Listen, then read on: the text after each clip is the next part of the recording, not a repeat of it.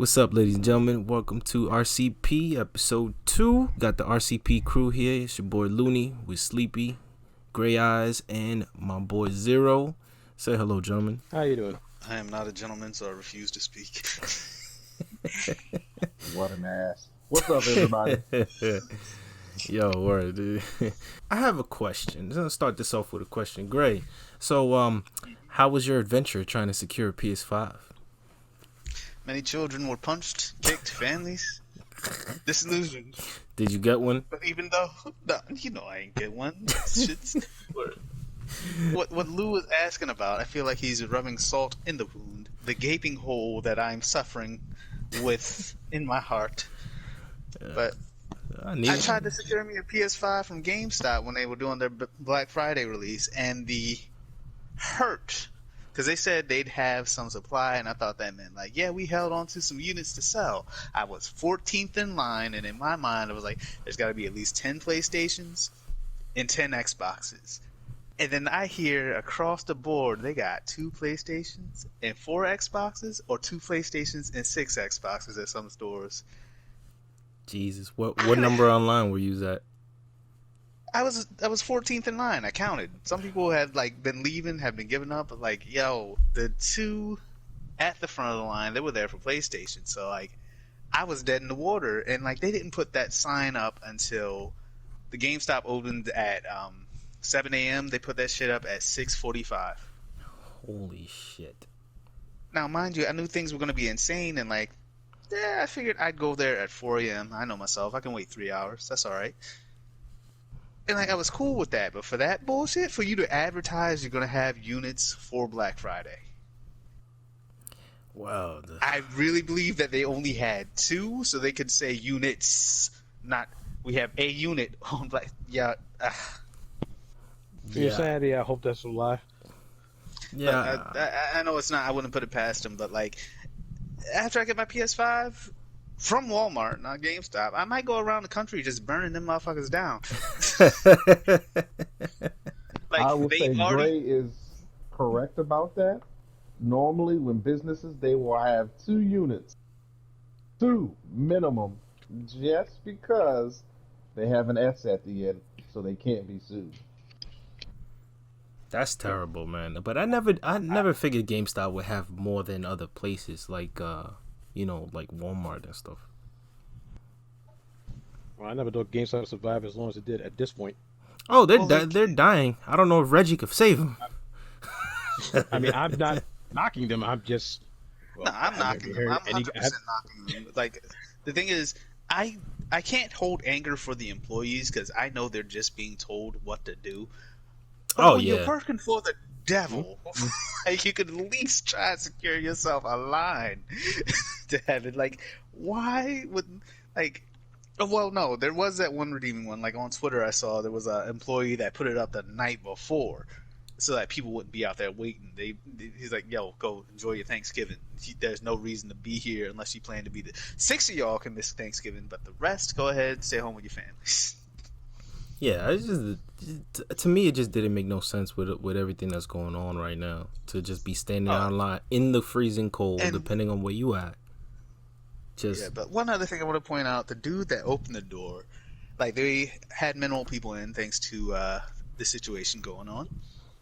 Sweet social distancing. But while he was standing holding the door, he was like, "Hey, we have some flyers here. You can go ahead and look through the sales flyers." And it was like, you're on your way to getting hit by a stranger. You know what you've done. Don't try to be friendly with me. And it was I was just saying, it was again, you're opening your mouth, and it was who wants to hit this motherfucker? There's only 2 games, and then most of the line was it was you best be silent. Drop kicking. Sir, people coming out the stores with big ass PS5 boxes. Yeah, I was no longer focused on the customers thinking I can outrun him. He's been here for 24 hours. He ain't ate. He slept. I can outrun him. But nah, still, it's just I really hate the company for doing that. They're slowly encroaching upon the worst company in America and going to snatch that title from Comcast for when they had it. I mean, like I said, GameStop has been dying for the longest right now. I'm surprised they even held on so long. And I don't think Reggie could save him. even if they do change up their business plan, because their whole model was on the reselling of used titles, trying to sell them at what, MSRP when they're used, make a profit off that. Jesus. Yeah, what was the other thing that they got caught doing? Since they were forced to push used games so much, it would take new games, open them, and then push them as used. Yeah, and still pay the full price. People would say the full price for the MSRP price, but because they considered used in their inventory, I believe it doesn't show MSRP is probably lower, so they make a profit off it. Yeah, that I hate. GameStop is who I'm hating this week. For this podcast, GameStop is the company I'm hating. Now, I'm not gonna make it a habit to have a company to hate, but damn it, if I go through a bad experience, y'all gonna hear about it. Shit, you might make that even a segment with all this bullshit going on with some of these companies, these questionable practices. Now, mind you, some of the other companies that had PS5s, you ain't out of hot water. You could not stop the bots. You could not. Speaking of the bots, yeah, you heard the scalpers. The scalpers responded, specifically organization based in the UK. Mm-hmm.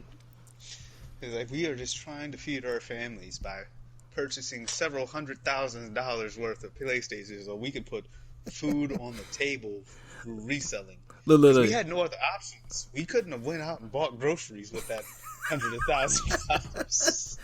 Look, I'm gonna read out the post that they did. I believe the company is called Crep Chief Notify, or no, that's not the company. But this is the statement that they had released. It says, "Let us explain how it was done. The PS5 hype started back in October with pre-order release. Members were informed to purchase on the go. We were prepared, had our in-house monitors ready, and come the day, 1,000 units were secured. The real chaos started on release day. Once again, we prepped. The group informed everybody of the potential and was ready to go. The day came and members feasted. They feasted, y'all. 2,472 console units were secured on that day. Not with bots as the media is portraying. You know that's bullshit. All manual. Ha!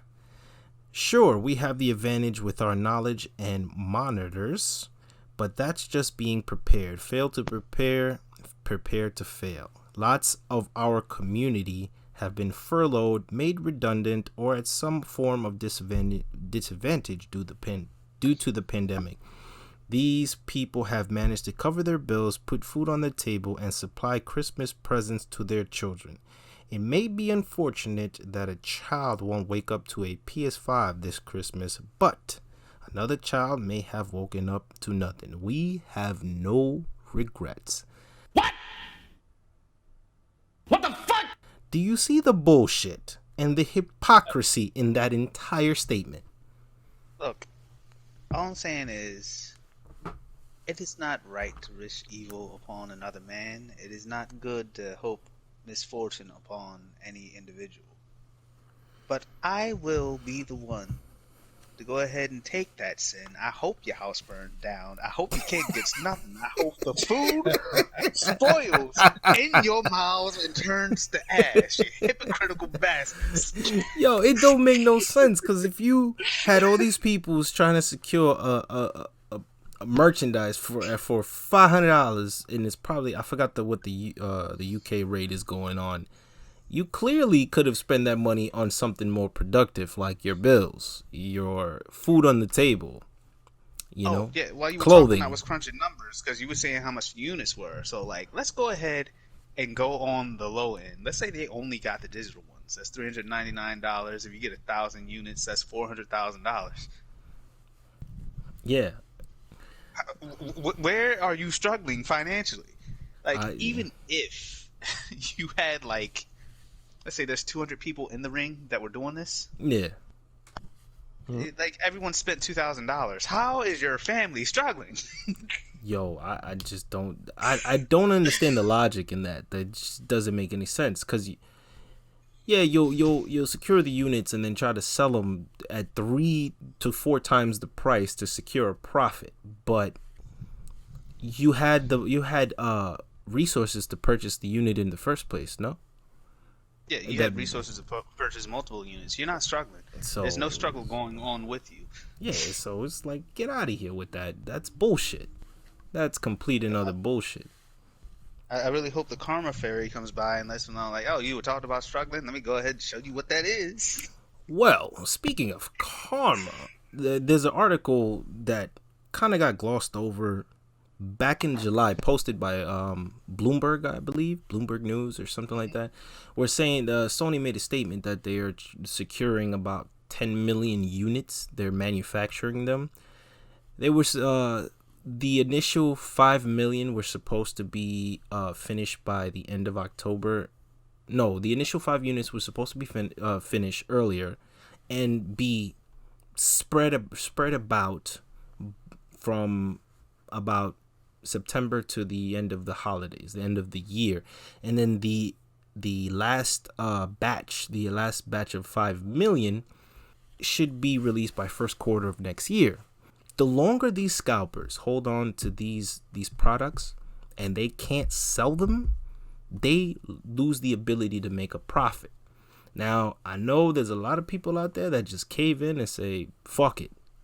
But I would urge everybody to not spend a dime. There will be enough PS5s or Xbox Series X's by February, March, the latest next year. You're going to see them in shelves and people ain't going to care no more. And now, if the rumored PS5 Pro comes out, that's a different story. You may have to hope. True, but it's too early for a Pro version. How long did it take for the PS4 Pro to come out? I don't know, but like I just remember hearing the story like that they're talking about one. It's like I don't know if the story's from the rumor mill. I just know like words of PS4 Pro were put out in the ether, and now I'm like, when is it gonna be worth it to get the PS5? I need it, but should I wait? I don't think. Lord. I highly doubt. It's definitely a rumor, so you just take it with a grain of salt. They probably will. I guarantee you, they probably will eventually release a PS5 Pro, but not so soon, especially not so close since the launch of the console. And let me tell you something. You thought the PS5 was crazy priced. That PS5, I'm looking at least $700 based on the hardware, because if it's supposed to outperform the current version of the PS5, who knows what kind of specs they're gonna throw into that machine. So the PS4 came out in November 15th of 2013, and the PS4 Pro came out in November 10th, 2016. So it was 3 years. About 3 years. So they waited 3 years. The technology is going to be a lot cheaper by 3 years from now compared to what they have in the box, and even though it's custom. So I'm thinking it'll be around the same price. The PS4 Pro was only $399 when it first. No, the PS4 was $399 when it first came out, and the PS4 Pro, what was its price when it first came out? Hold on, looking that up now. I want to say it was $499, so it was $100 more. Just about. I believe you're correct, but still, it's gonna be way. So 3 years. If we wait 3 years to get the same type of technology, I would say anywhere from 2 to 3 years would probably be your best bet. Like I said, that just puts me back to kicking kids in Walmart in order to get a PS5. Watch out, children.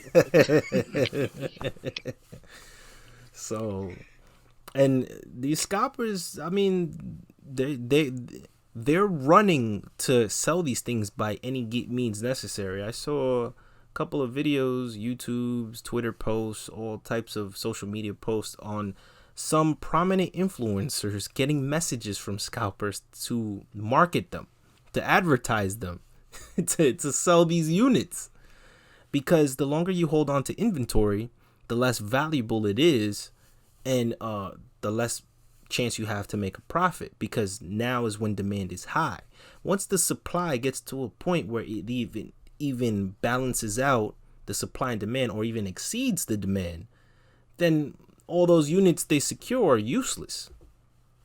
Now, Lou, I will say this much. There are some antique dealers that would love to argue against your statement there. But as far as electronics, you are 100% correct. And also, the other thing I want to point out, we're just on episode 2 of our podcast, but I feel a little bit insulted, even though the Scalpers might not. Yeah, they definitely don't know that I hate them. But they could come to us. They need all the advertisement they could get. Word. Yeah, I just think this shit is crazy, man. Like, but you know what? Karma's a bitch. It's coming. It's coming. That's for sure. But just the hypocrisy of that statement, this particular group in Europe, like, really? Like, you see the type of grammar they use? They feasted. It's like, when I read that, it's like, yo, you not hurting?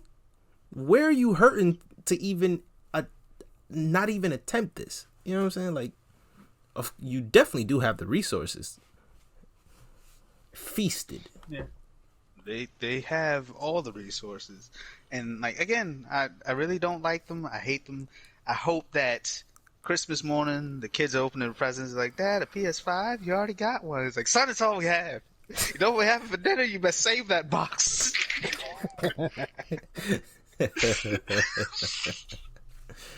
Well, I mean, it is what it is. I mean, it is what it is at this point, but I should say be patient. Just wait a while, a couple months.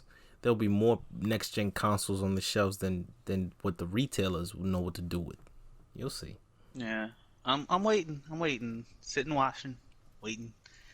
Just it's frustrating, sir. You gotta understand the frustrations. I want this so bad.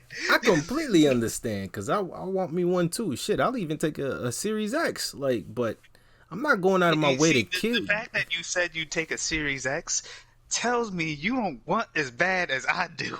You're willing. Wait, what's wrong with the Series X? What's wrong with the Series X? It's nothing. I want a PS5. Like the main, like, the difference between between Sony and Microsoft in my mind right now, I would love to go to Pizza Hut, but then you're over there saying Little Caesars is the same, and I'm like, get out my face with that mess. Jeez, wait. You really compare Microsoft to fucking Little Caesars? Come on, get the fuck out of here. I could have said Papa John's, but, like, with the other ones, like, it doesn't matter. I'm just saying I have a specific place that I want to go to. And you're entitled to that, good sir. Also, your decision is worse than mine. Anyway.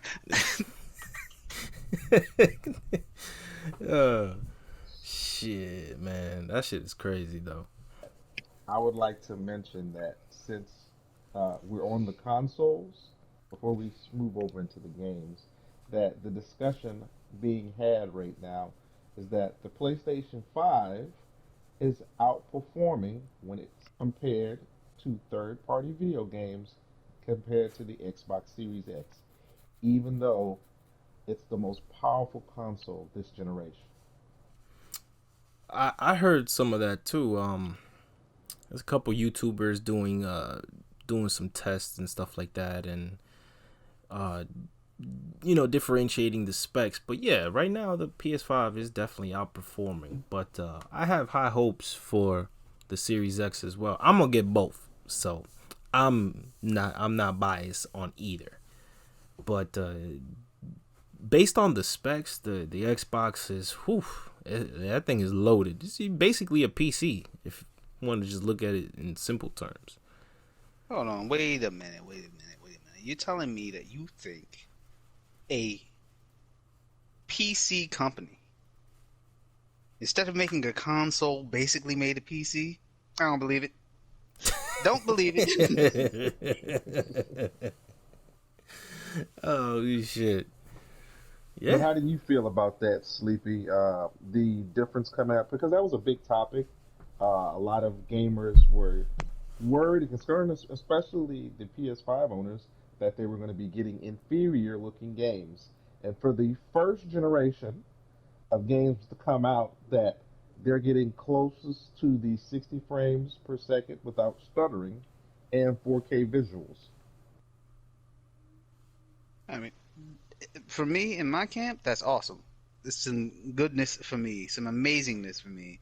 I'm getting an excellent game system with excellent graphics. Hopefully, they'll be in color. But Well, Do you know what color it is? I don't think you know what color it is. I know some of them. I went to school for it. well, when it comes to comparing consoles, my main thing more than anything else, especially now that I'm older, I should understand this a little bit more. I'm really more about the content than what can my system do? What can my console do? I agree. What do you sell me? What's your products? I put my faith more into that than cost themselves. I like to believe they'll work and wow me in some way, shape, or form. But we have stuff to pop up like our past history with the Xbox 360 and the Red Ring of Death. This is why I don't put my faith in the console itself. But if a game was roping me in, I wouldn't notice anything until something went wrong.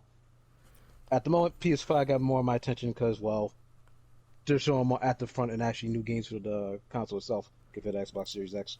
Well, I agree with you on that for sure. But to be honest, there really isn't any real next gen like launch titles, just a handful. Like we won't get to see developers of these creative developers of these games actually utilize the full potential of either console for at least another year at best, because there has to be specifically tailored for that. Like at this point, this is all a transition period.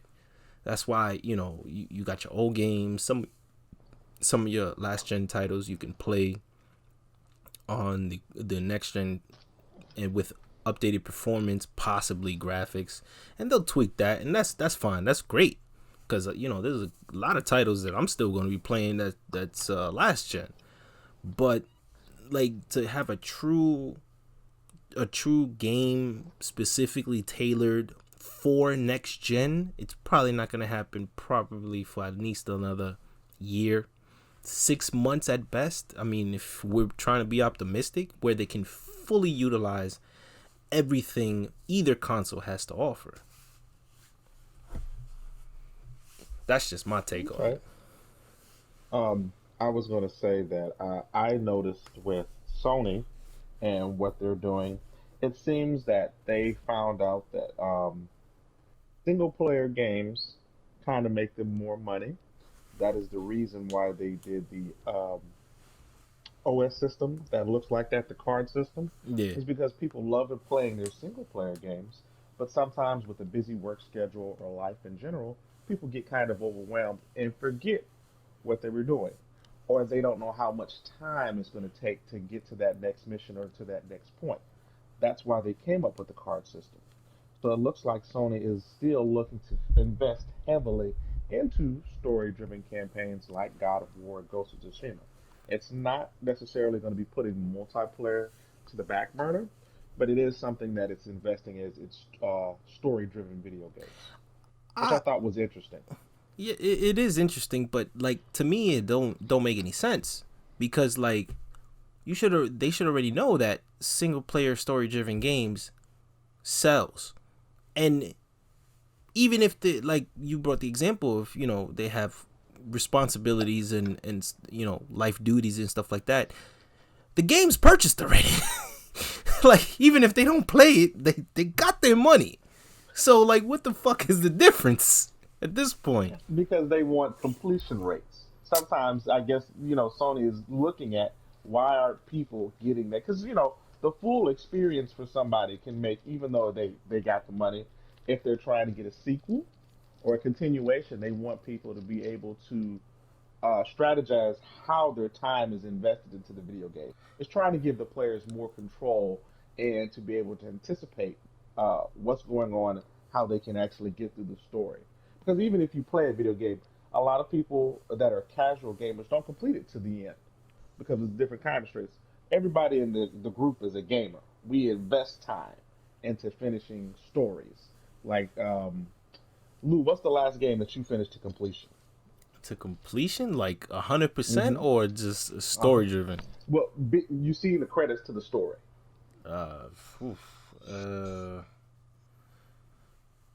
Probably Assassin's Creed at this point. Okay, so Assassin's Creed. What about you, Sleepy? Is it Yakuza? Yakuza spinoff, but still Yakuza Judgment. That's the last one I finished. And what about you, Gray? Shit, man. Most of the games that I buy, if they're not just completely multiplayer centric, if they have a story, they've been beaten. Like, hold on, I'm trying to think of one that I have not. Well, what's the most latest one that you've beaten? Latest one should be the newest Spider-Man. Because, like, I'm trying to think. I had Spider-Man, Dragon Quest. I've done all the Dark Souls series. Yeah, I've beaten, like, all my story-centric games. Like, the only games that I haven't beaten, like, I have Shinobi Strikers. It's in the wrapping still. I haven't opened it for some reason. Like, yo, you asked that, and I popped up, and I was like, what game have I beaten all of these? I've destroyed them all. The last game that has kept my attention for the longest has been the Final Fantasy XIV, the MMO. But other than that, I've been dabbling in different video games, just dabbling occasionally. But what do I have? I got God Eater 3 that we started that I still need to finish. Dead Island I still need to finish. Vanquish. I haven't started Bayonetta yet. Nier Automata. So you get, the card system is set up in reference to that, to where it gives you where you're at in the story and also to give you a little backstory on where you're supposed to be going next. And I think that's a smart idea for persons that get multiple video games. I know right now I have a lot of downtime because of the pandemic, so I get to play a little bit more. But once life starts moving back on track, that's going to be a different story. Well, we'll see. I mean, if Sony was smart, they would just focus on their sales. Like, this whole card system or whatever they're doing sounds interesting, but like, once you got the money, you're good. It's like, yo, even if I buy the game, and even if I don't get a chance to play it as much as I want to, or don't get a chance to play it at all until later down the road, you got my money already. It's like, you good. But see, I like companies like Ghost of Tsushima. Excuse me. I can't even think of the name of that company. Sucker Punch, I think. Sucker Punch. How they had Ghost of Tsushima. Perfect story play, single player campaign game. Oh, and then absolutely. Come out, sneak up with that multiplayer that nobody saw coming. Some people had rumors. Yeah, for free. I haven't even played. Exactly. Thank you. Even though they got my money on day one, I wasn't planning to play that game until I got my PS5. But the multiplayer was announced. It looked awesome, so I installed it and played the multiplayer. But go ahead, gentlemen. Yo, speaking of Ghost of Tsushima, man, Sleepy, going back to my earlier statement, this Game Awards, because I really need to trash these guys. Pass, I think it's Golden Joysticks. Kind of, did you guys see their Game of the Year list, the top fives? Give me the rundown, Sleepy. Give me the rundown. What was it? Gold? What was the name of the Soy Stick Awards? Go ahead, Sleepy. I believe it was for the Game of the Year. Number 5 is Ghost of Tsushima. Number 4 is Doom Eternal. Number 3 was the Final Fantasy VII Remake. Number 2 is Genshin Impact. And number 1 is The Last of Us Part 2. You see the bullshit here, poll. gentlemen? No, quick poll. Who's got the number 1 game like installed on their PlayStation and played? Not me. Not me. Not I. Alright, so like we're only 4 individuals. But if we just go ahead and take that as a random sampling, 0% of the population has any interest. What kind of bullshit would possess these people to say that The Last of Us 2 is better than Ghost of Tsushima. Granted, it definitely has its pros. Like it's visually stunning, but so is Ghost of Tsushima. And Ghost of Tsushima has way more than just looking pretty. And you got the gameplay, you got story driven narrative, exploration to an obscene amount, a vast open beautiful world. And then, just for shits and giggles, it'd be like, here, take your multiplayer and you can have it for free. What? I would have paid for that shit. Shoot, my whole thing is like, every time I hear about Last of Us 2, like, in a bad light, everyone absolutely hates it, so I'm not going to cover that part. But, like, when they talk about it in a good light, like, yeah, it's got some amazing graphics. Yeah, the gameplay and controls are nice and tight and fine. But then, like, anytime I'm speaking with somebody at length about it, and they're talking about Last of Us Part 2, it's like, yeah, this is great, this is great. Aside from the horrible thing that we all hate, it's an okay game. I'm not... Like, for it to get first place, I know there was no gamer that voted for it. I don't care what panel of judges they talk about. They were like, no, listen, we had nothing but Twitch streamers vote for this. And we paid them to give the best possible votes. Like, there's no way. Yo, get the fuck out of here with that, man. That's complete and utter bullshit to have that over Ghost of Tsushima. And it's not, like I said, I'm not trying to be biased or sound biased, but like when you put them side by side, Sucker Punch really came in and sucker punched the gaming community with this fucking game. Like, can we kick him from the chat for that pun? Can we just kick him from the chat? What? I can't make puns? No, not bad ones. Not good ones. No, you can't make puns. I was just like, yeah, what the fuck is Genshin Impact doing on that shit, on that list? That Oh, I'll tell you how that list goes. That list goes for, like, pandering and flavor of the month. It's like some 80-year-olds are like, oh, they paid me to vote for this one, so that's going first. And what's the kids like? Little Billy, what game do you like? Genshin Impact, Granddad. He's like, thank you, Little Billy. We'll put that in number 2. He's like, what about number 3? Stop talking to me, Granddad. You smell like cheese. And like that's. He's like, well, I'll just Google it and get the rest. Like, old man typed in popular games and wrote down the first 3 results, and that's where his list came from. Jeez. There was no gamer input on that, like, awards list. I mean, nobody gives a shit at this point for any type of awards or something, but only reason I even watch the video game awards, is that what it's called? The real big one, is to see the reveals. But I'm sure there's gonna be some bullshit involving Last of Us 2 with that, depending on its place, cause like, yo, Ghost of Tsushima got some flack for some bullshit. Like, it's not even on the merits of the game. Like, what was it? Didn't you get flack for being historically accurate? Like, as far as I'm concerned, I don't like the fact that you're telling the truth. It hurts me. You shouldn't be able to tell the truth if it hurts my feelings. Like, that's the flack that Ghost of Tsushima got. Like, get out of here. Yo, get all the way out of here. Yeah. Oh my god, it's fucking ridiculous. But as far as next gen games, you know which one I am looking forward to? That Final Fantasy 16. Y'all saw that trailer, boy? Oof. I mean, I've seen a couple of trailers. Are you talking about the one where the kid's standing there and some dude's got a sword in his face and there's blood in his eyes? Yeah. Yeah, I've seen the trailer. Yo, this is RPGs, nothing unusual there. Nah, man, look, like, again, with the trailer, oh man, it just looks so amazing. And like, let me take you guys back, like, to PS1 days. You remember loading up Final Fantasy, I think it was like 7. Which one? 7. Squall was 7? No, Squall was 8. Alright, so like the only reason I bring it up because that's the one I had for my PS1. Do you remember the cutscenes in there, right? Yeah. And like they were these beautiful, Yep. yeah, those beautiful cinematic cutscenes, and then when you get to the gameplay, it's like, yeah, Squall's the most handsome man in the school, and like he's just pixelated face with like what looks like a semblance of a hairdo. But he has that sexy scarf on his face. Yeah, exactly. That was also pixelated in.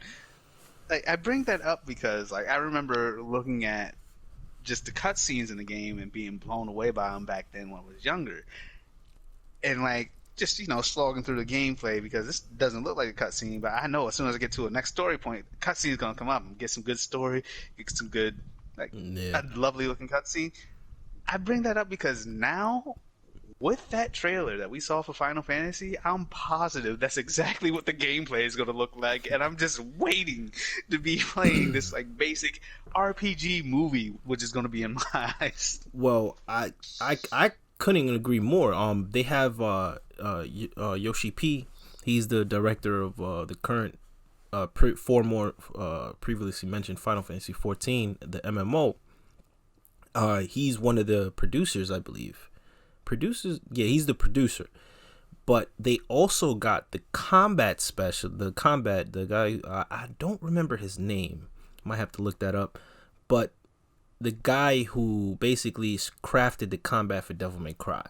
That's why it looks so action packed. I know a lot of people are bitching and moaning, it's not traditional Final Fantasy, yada yada yada, but with the capabilities of next gen, wouldn't a more action-oriented, path be more plausible? Because you can experience everything in real time.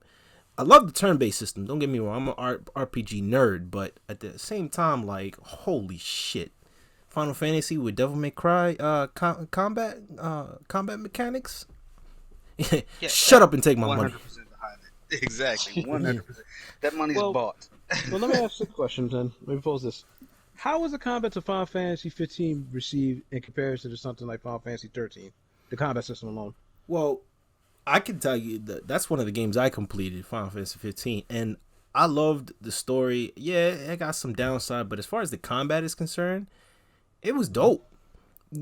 In the beginning, though, it's more polished now after, what was the last version they released? The Royal version with all the updates and stuff like that, because it was kind of silly that you had you had your main character, which I believe was Noctis, and his crew, but you can only play with Noctis. They eventually patched that in. They fixed that where you can, from the beginning of the game, you can switch between characters in active fights, and then you can also you can go auto mode, like similar to the turn-based kind of system, I believe. Like you can freeze frame, playing your attack, playing your playing your targets and stuff like that, or you can just go in and wail on some dudes with some combat action. It's not as robust as something like Devil May Cry, but for its time, it was awesome. Got a couple flack for some other stuff, but pretty 100 times better than 13, that's for sure. 13 was a debacle. Listen, you leave Lightning alone with her scantily clad outfits that are just fan service. But I love Lightning. I just don't like her game. No. You loved Lightning in her outfits, be honest. Sir, I'm going to tell you this once, and only once only. That game is nothing without snow. That is all. What you said, I didn't hear you. That game is nothing without snow. You said once. I'll make it a special session just for you. Yeah, but that's definitely, from that little short trailer, I've seen a lot of YouTubers and influencers dissect the hell out of that trailer and come up with a whole bunch of theories and a whole bunch of things when it comes to the lore of the game.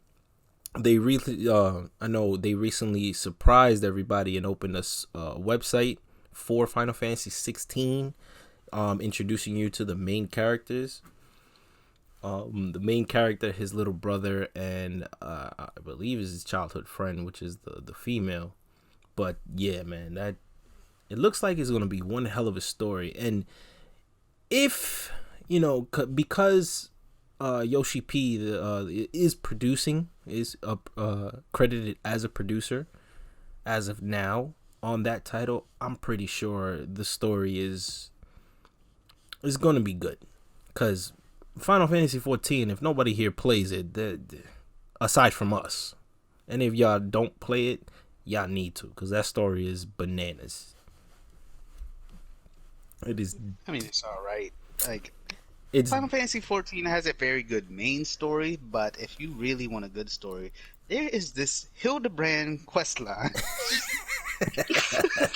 Oh no! Yes. I'm pretty sure everybody No, knows about you have to Hildebrand play- in the Final Fantasy You have 14 to play- community. You have to play the game to appreciate that.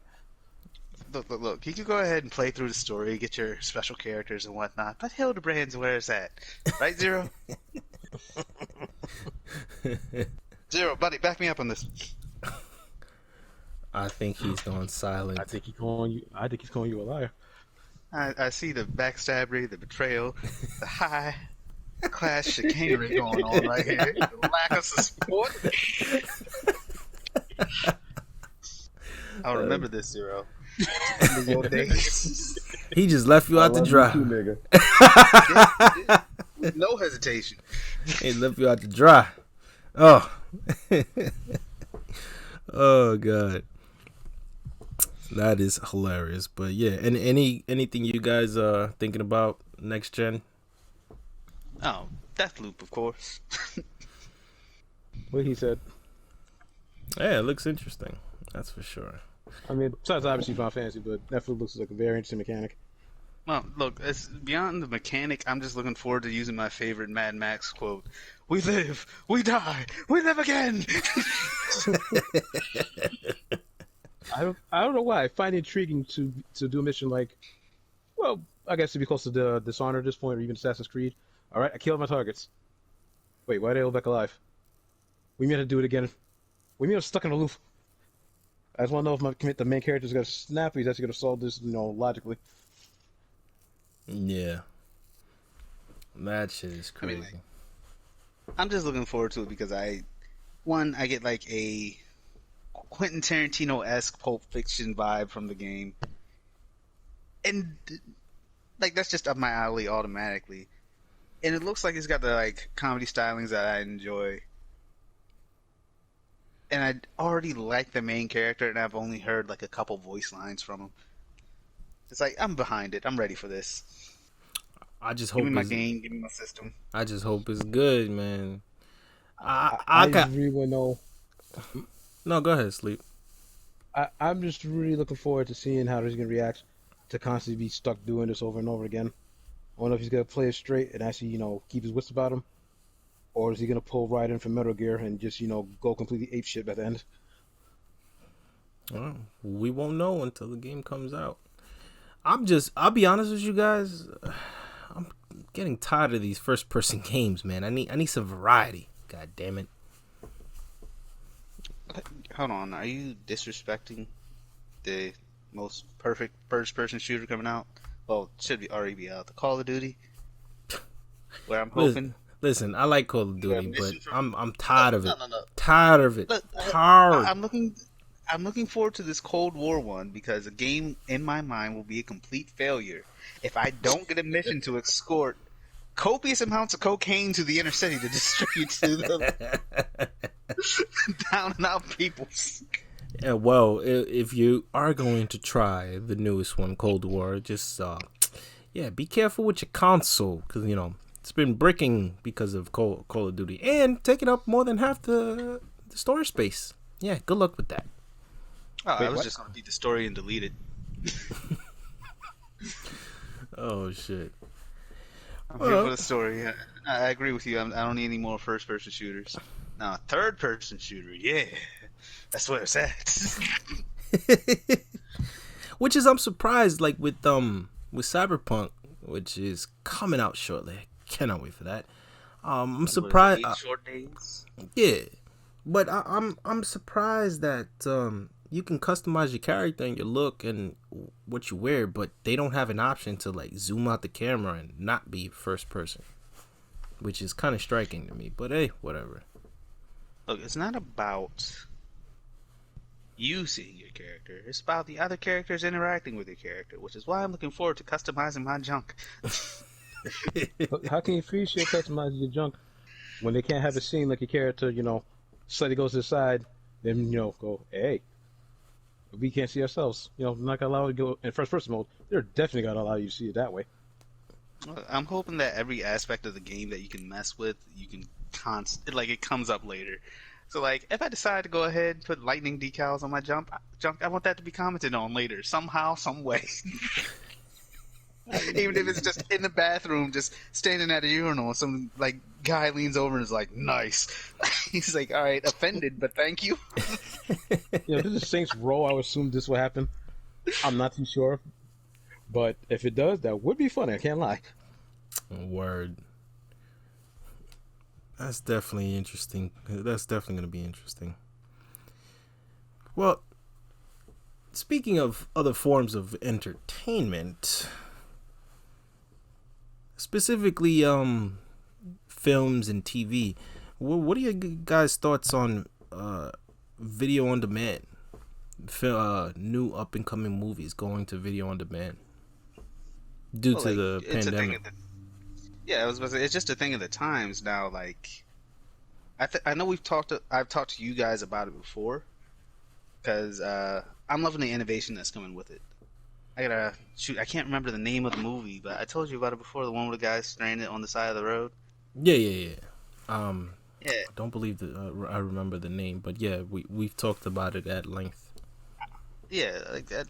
I'm loving the innovation that is coming out to deal with it, because like there's no draw to go to the movie theater anymore. Like before, it was like the movies are just going to be in the theater, and like you can go see it now or wait for them to be on demand eventually. It's like they've skipped the now option. It's like, all right, you automatically have it on demand, and like a lot of times there was a bunch of movies where it's like I only went to see them because like I'm not going by myself. I'm going with my friends to see this movie that I was sort of interested in. Like there was only a handful of times, like take the Marvel movies for instance. Like, yeah, I'm definitely gonna go see Thor. Yeah, I'm definitely gonna go see Spider-Man. I don't feel like looking at the Ant-Man movie. I'll miss out on Captain Marvel. I'll go ahead and see Endgame. Yeah, I'll be there. Black Panther first in line. Like it was like that hit or miss type thing. Even though I only listed like Marvel movies, but that was as fucking example. Well, but yeah. like the draw to the theater, it's gone, and like certain movies just like, hey, this will be a nice time for friends and family. It's like, nah, I'm not gonna put $5 into that. I love how the people that are making movies, they've become innovative, and with the TV shows, like, have you guys seen that trailer for the TV show that's supposed to take place on a Zoom call, and that's it? No, actually, I'm not aware of that. That sounds interesting. How can I say I have, but that sounds interesting. Yeah, I saw it in a quick blip on YouTube while I was trying to skip ads, but you gotta wait the 5 seconds, and then like I get a couple of seconds and I was like, this is interesting. And I realized, oh shit, I gotta skip the ad before another one pops up. Yeah. No, but like I would say like that type of interaction that they're coming up with, I'm looking forward to that with movies. Like I know the whole lockdown, social distancing is not going to last forever, but the innovation for that, could you imagine in the future, like a movie's advertised and it's like, hey, if you buy it straight to your phone and watch it there, you can interact with the movie and like select a like Facebook icon and actually see what the character last posted or some nonsense like that. Well, yeah, but specifically with video on demand, I mean the theaters, I think it's a good choice for now, and the theaters ain't going nowhere despite what's going on, with the pandemic. A lot of theaters closing or not reopening and stuff like that. I'll argue against that. But it's not going away, because you got to understand, some of these movies are tailored toward making a profit. So at the end of the day, go ahead. No, at the end of the day is what I'm saying is these franchises or these companies that produce these franchises, they still have to make their money. Obviously, video on demand is going to recoup some of their expenses when producing said film or TV show, you know, because you cut out the middleman as a movie theater. The movie theater is technically the middleman, but on the flip side of that, the movie theaters is where you get the most yield, the draw, the more, you know, what, $20 a person per ticket here in the States. So yeah, that right there. That's why I said they might not get it, because like the draw that they had was like, our movies are just here. But like, there's movie companies that are seeing like, what was that troll movie that came out, and it was one of the first on demands, and it had like the largest gross of all time. Oh, Trolls World Tour. Yeah, like that happened earlier in the year, and like, that's just one example I'll use. Like, the movie theaters saw not one single iota of that profit. Yeah, and that movie was extremely successful. So like, companies that like make movies, they're seeing like, oh, we can still make a profit. We don't need those theaters. Like, unless theaters have a draw now, I'm not gonna pay $20 for just me. And then like, if I have kids and my spouse, like, it's an $80 movie trip, and then I gotta fork out another $80 for popcorn and drinks for everybody. Oh wait, it's gonna be $100, not another $80, because my little one spoiled. He wants hot dogs and nachos, so extra money. I was just about to say, don't you dare forget the nachos. Exactly. So it's like, I can go ahead and have a nice family movie night for about $200, because that's what they're going to charge. Or I could go ahead, fire up the grill, spend $20 for the movie, and put it on the big screen that I got after saving up from not going out during the pandemic. Like, yeah. Like, I'm just saying, there's going to be a lot more people that are like, oh, I'll just do straight on demand and watch stuff from home, because fuck going to the movie theater and looking for parking, fuck paying all that money for just the four of us, fuck paying all that money for just the four of us again for food, and fuck trying to find a seat, a good one. Yeah, but it's a fine line, but like, I'm really hyped That's for not a fine line. That's a thick line. No, I'm speaking in terms of profitability with some of these companies. The way I'm trying to understand their logic and, you know, how they process, because we all know theaters are gonna come back eventually, but this video on demand really is gonna make a foothold, especially now during these times. Like, yo, they got like Warner Brothers, they got Wonder Woman 84 coming out on Christmas. What? Yeah. I was like, okay, I'm with it. I'll pay to see that, because I was gonna go to the theaters to watch it anyway. So, there's theaters, they shouldn't be operating. Shut up, Gray. Where you going? You're just making my point for me. The only way that theaters will survive, in my mind, is one, if they bring drive-ins back, which has been happening, and two, if it's like one of those themed movie theaters where like you go in and like you can press a button and you can order drinks and get the food brought to you. Oh, those are really good. I've been to one. Yeah, like, I don't have one near me, but like the last one I went to was called a Movie Tavern, and I loved it, because like, I got like 3 rum and cokes, and then like had an entree and 2 appetizers, and then I also paid for the movie. And then it was like, man, I'm gonna pay an arm and a leg, and it was like $60. This is for me and my mom. Like, were you drunk? No. Your rums and cokes. Nah, but like, look, I thought I was gonna be paying a lot more, and was pleasantly surprised to see that like I didn't have to take out a loan or anything. Like, because that's what I associate the regular movies with. It's like, you gotta pay everything to get in there. I swear to God, when I came back home and like had an opportunity, like, this is a couple years ago, because like when I was active in school, there was a movie theater near me that did matinees, and it was like $5 a ticket, no matter what. And then I came back home and I went to the movies with my friends, and like when I went in, I was like, one for this, and she was like $25. Like, no, it's just me. What do you mean $25? Like, I associate most movie theaters, unless they have like a special matinee or something, like some off time where nobody's in the theater, I associate having to pay an arm and a leg, and like, I just don't see them surviving now that like the arm and the leg option you can't have at your house. Like, yeah, I mean, I agree to a certain extent. I definitely see that. There is a lot of interesting movies though. One of the rumors I heard was Godzilla versus King Kong coming direct to video on demand. That shit, it's gonna be interesting. And there's also rumors. There's also rumors of the Marvel's Black Widow possibly.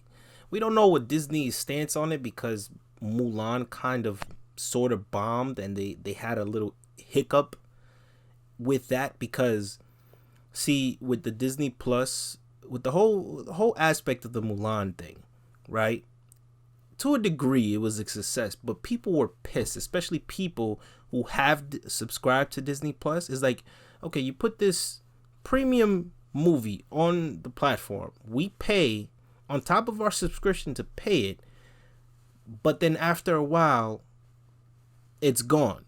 Like, it's off the platform. And then you go to, they have it distributed in other outlets, like for example Amazon. You can go to Amazon. There were reports that you can go to Amazon, you purchase the movie, and it's yours forever. It just stays there until you want to rewatch it.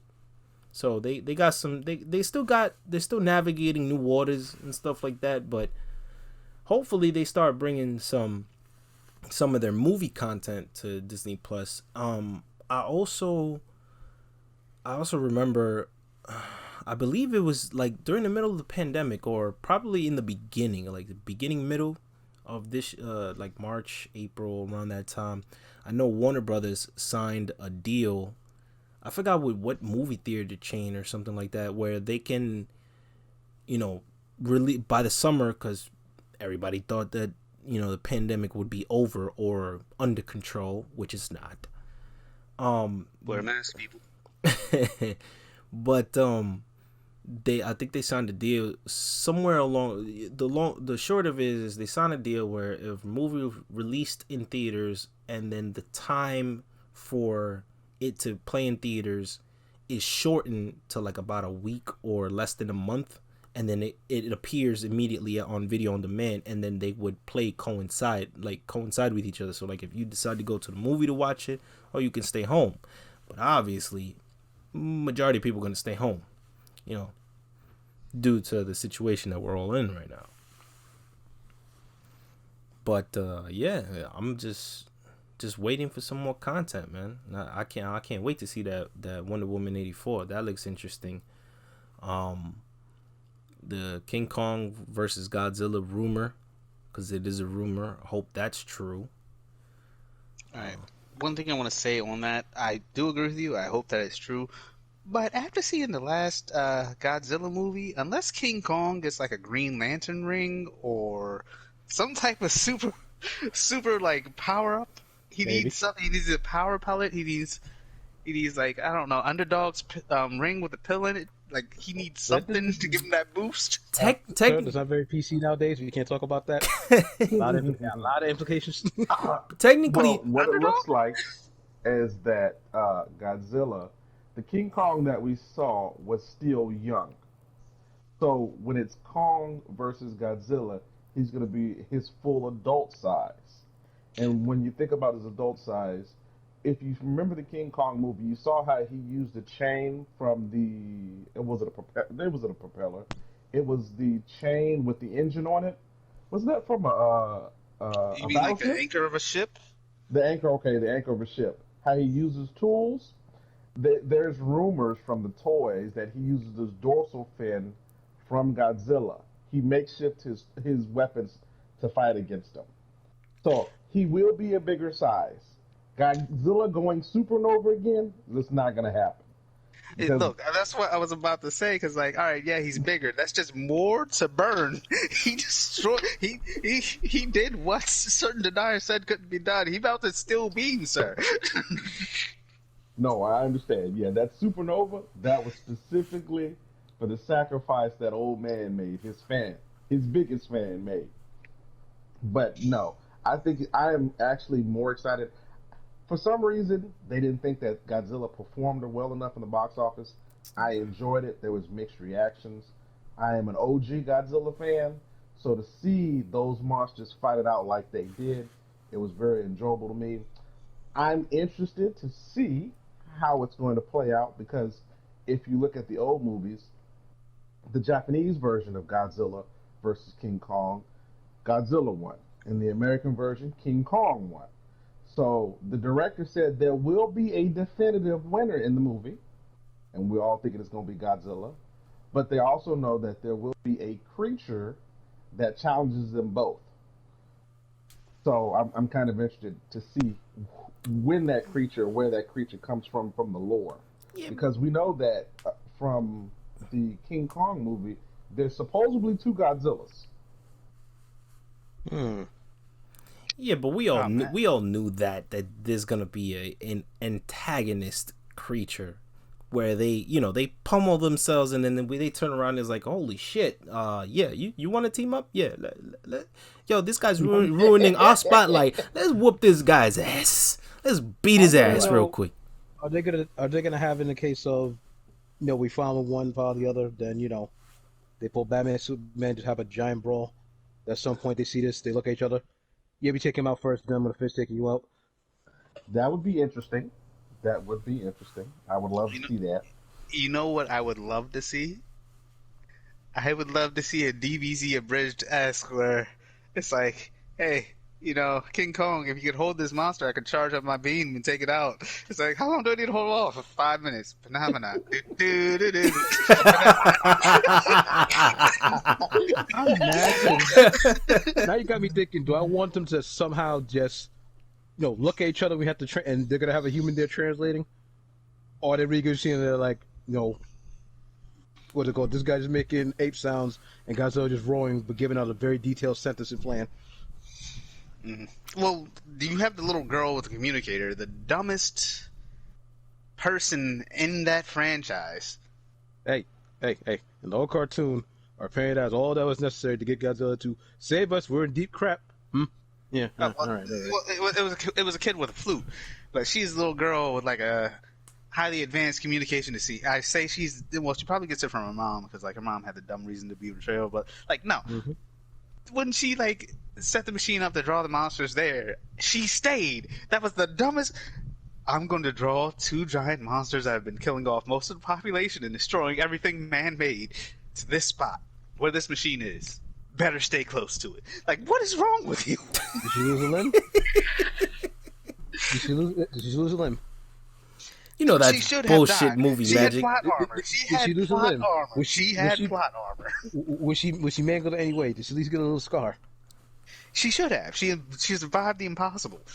Well, I give her Batman syndrome. She's like you said, plot armor. She's invincible. Oh wait, no. Well, yeah, you know what? You're right. She's got Batman syndrome because her actions caused her mother to die. So. I know, sir. We'll focus on the monsters. We don't care about these, puny humans. Yeah, the monsters was great in that movie. Yeah, I mean, that was the best thing about the movie. Yeah, that's what I went to go see it for. About us humans? What do you mean with the giant radioactive lizard going through the streets? No, you guys already did the moment you popped up. If you didn't run when you had the chance, I don't feel sorry for you. Sorry. Yeah, no one should have survived that. But the other thing I would like to point out, just want to say. Much like Zero, I am a gigantic fan of the old school, like Godzilla, King Kong movies. Like, if they advertised that the next movie was Godzilla versus King Kong, but due to budget reasons, they were going back to the rubber suits instead of CGI, I'd still be first in line. Give me wires and all and the cardboard set. I am for it. Amen to that, brother. Oh shit! Man, if they can give me a trailer and give me a little bit of faith with that, I'll be down for that. Mm-hmm. I'll be all in. That would be interesting. Power Rangers. I'd love it. Yeah, oh yeah, I'd take another Power Rangers movie with that same level. Lose the CGI. You give me that man in the cardboard suit. Walking like he got a stick up his ass, mad stiff. Oh my god! And the explosions are just like some sparklers, or no, not some like super big firecrackers. The M80s. I do want someone. If they make another Power Rangers movie, when they make another Power Rangers movie, I want someone to bring that question up again. Why is there always explosions when we're transforming and we killing these things? Oh, don't worry about it. Show you back to it. Are you sure? Trust me on this. I made the damn thing.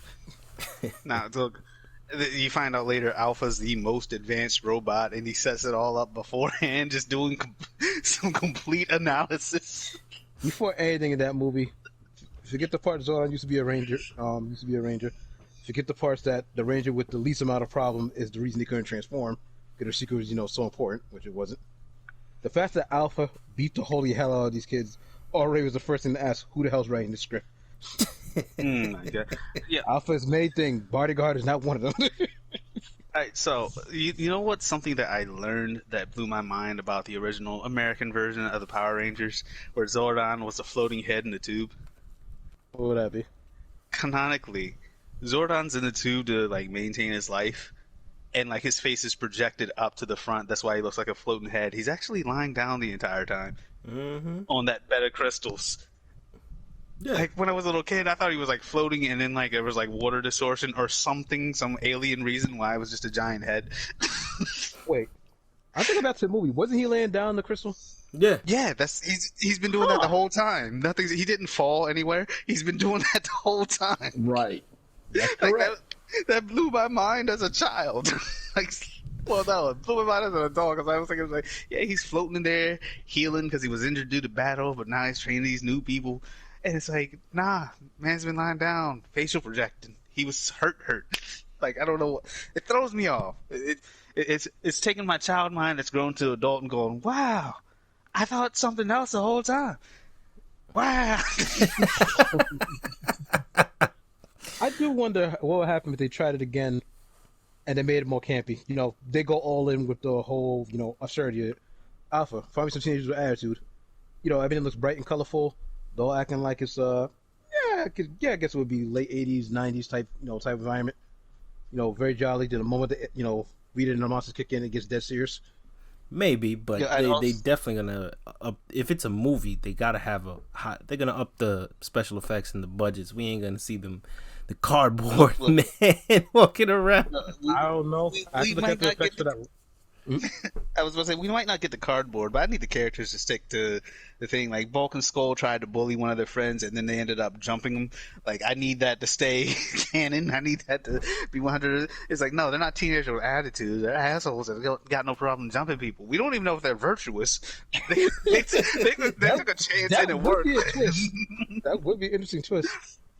They took a the new movie. That's what they messed up. It's all these kids are good at heart, but they just have their own hardships. No, that's not who the Rangers were. I'm still mad that we have to once you get out all our grievances and our secrets, we'll get our true forms. Everybody gave theirs. The one person, Kimberly, I can't tell you mine. It's too hurtful, disastrous.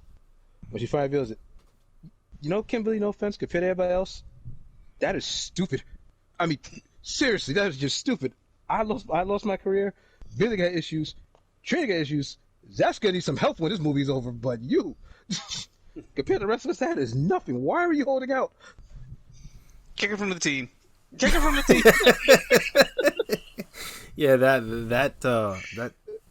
that plot in her story in that movie was kind of stupid. It's what? Really? Oh, come on. I think Bill Burr put it best. Is for her, it's the white women step into the front of the line for being mistreated. The one thing for the characterization that I know they made a lot of changes just for for a sake, it's a different story, but the way for Jason, he messed up this one time and apparently his whole career is over. But from what we see in the movie, he's a little bit of an ass, just a bit. But overall, he's not a bad guy, or even the average stereotypical jock in these scenarios. He ain't no Flash Thompson, so it feels odd that he got thrown on the bus so quickly. Oh yeah. Do you know what other point I made about the movie? So Goldar, the giant gold monster, not the dog-winged, sword-wielding thing from our childhood. I think he's a lion. Whatever he was. But the people from the movie, when that monster rampaged and destroyed their homes, when they went to check the wreckage, they must have been so happy Because like, a giant gold monster stepped on my house and left a giant gold footprint with gold chunks everywhere. I'm set for life. Yes, I've lost this home, but I can buy 13 more. Hey, Dave, did the monster hit your house? Man, there's just a small swatch in my driveway. I can afford to pay this one off and maybe get another one. Did you hear about Tim? Didn't touch nothing. He's still got a mortgage. Oh man! Speaking of movies, though, you think Marvel's gonna make another Daredevil? They just this past week they just got the rights reverted back from their contract with Netflix, so they can definitely use them now. Yo, as long as they use Homeboy from Netflix, I am bad Charlie at Cox. names, so I don't remember. There you go. Charlie Dix, as long as they use him. Yo, don't insult I'll my take man. Yo, he was awesome in that. Come on. All right, I'm not insulting him, but like as far as that last name goes, there's no way. Like, the most respectful Charlie Richard. I'll take that question and I'll raise you another. If that's the case, do you think they're trying to continue the series with another season, be a reboot, or just continue and be vague about it? Or would they just say, you know what, since we got a back, let's quit, but I'll beat around the sauce and give them a movie? I mean, Which route you gonna go? they probably the rumor floating around is they're gonna throw him in Spider-Man 3 because if you've seen Far From Home, spoilers, Peter needs a fucking lawyer. So what better way to? Peter needs to leave the city. Possibly, as mentioned, they low for a while. Hold on, wait. We've already discussed this many times before. We were talking about New York and Spider-Man leaving. If he left the city, his only option, if he's not gone for at least just one day, he's coming back to a smoking crater because none of those other heroes are worth a damn in New York. Wait. Remember, MCU, not all his villains are around. All right, fine. I'll give it to the MCU, but like I'm still holding on to that as far as the comic book universe goes. The comic universe, yes. All right, I'll put it this way: there will be rioting, and none of the other heroes will do shit about it. Maybe because there's a lot of goddamn heroes in Marvel that are based in New York. That's also true. But because of we got the Avengers and everything in New York, well, maybe not as heavily MCU. You think we'll ever get a Spider-Man movie where they pull Dark Knight Rises, where it's literally Spider-Man and the city itself defending it? I mean, like that's normal, everyday Spider-Man for me. Yeah. But like, if they did that, like, they'd have to just justify sticking with the MCU. Tony's dead. Thor's off-world. Hulk is hulking, and we don't know any other heroes. For the moment. Yeah, it wouldn't make sense with what their roadmap is now because most of their movies, aside from a couple, select few, they're all team-ups. Doctor Strange in the Multiverse of Madness is going to have Wanda in it. Guardians of the Galaxy 3 is going to have Thor in it. Thor, Thove and Lunder already confirmed. Star-Lord is going to be in it. Maybe the rest of the Guardians. So I'm still wondering for Guardians 4. Guardians 3. Is Thor going to be there the whole time or just temporary and just, leave and you get the rest of the story in Thor 4? Well, Thor 4 is coming out before Guardians 3 though. So really? it might be the way you're describing it, but canonically the movies will be in reverse. It'll be Thor 4 first and then Guardians. Oh, I want to run back real quick with Charlie Cox being Peter Parker's lawyer. If they do not do that, I will not see the movie unless the fallback. If Daredevil is not Peter Parker's lawyer, I need She-Hulk to be his lawyer. Well, that also could be an option. No. That's a viable option. We already know she's getting a show. It's tied to the MCU.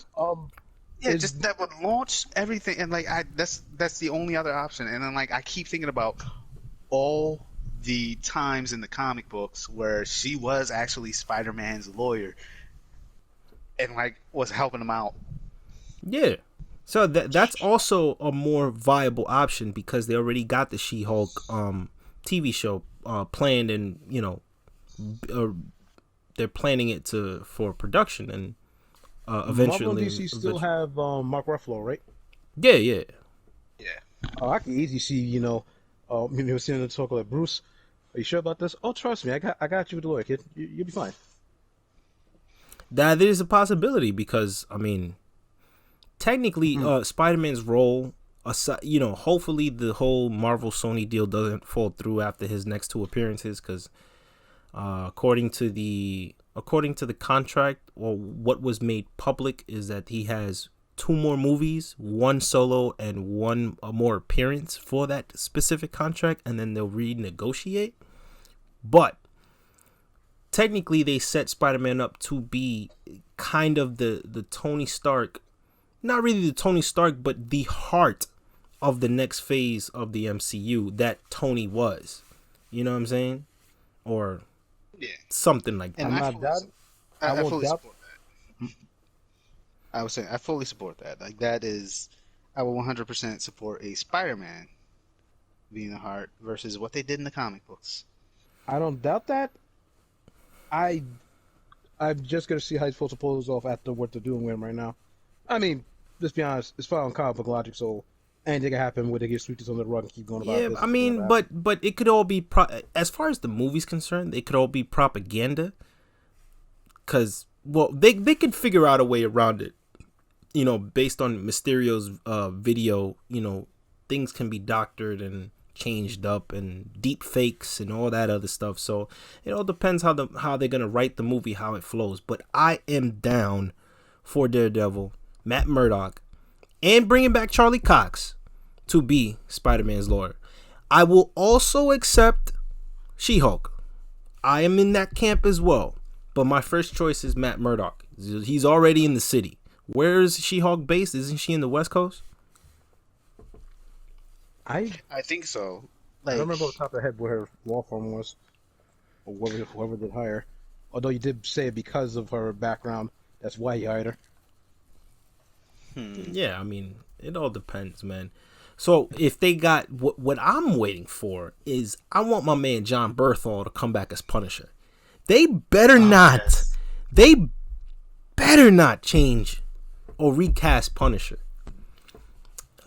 That man, that Netflix show, even if that doesn't become canonical to what the MCU is doing, that's Netflix's own thing for that time period. And we all know the beef in Marvel between Kevin Feige and Jeff Loeb. Jeff Loeb was the head of Marvel TV, Marvel Entertainment. He produced those shows for Netflix. Kevin Feige was messing with the movies, and somehow, for some reason, they didn't click with each other. Whatever. But now Kevin Feige has full control of everything creative that has to do with Marvel. That includes TV, films, and the comics, and any other creative aspect. He's overseeing that. Not necessarily give the approval, except for the movies. He gives the ultimate approval to those, or the TV shows. But he oversees everything. So my thing is that I need John Berthal back. That guy, ever since I seen him in The Walking Dead as Rick Grimes' boy, Shane, holy shit.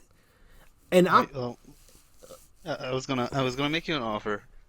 What if Marvel went like we won't give you another Daredevil, but what we will do, you can have an hour and 15-minute video of John Berthal barking at and punching a brick wall.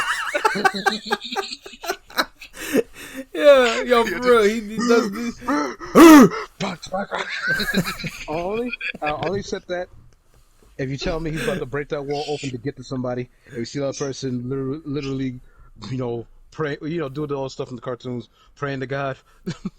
Yo, you got right down his will. That shit was great. I don't know. This show got a lot of flack from some people, but I love that show, man. And I think he was a phenomenal Punisher. He was probably one of the best choices for Punisher, and I'm saying that post viewing Punisher, because his performance, like you said, amazing. It was perfection.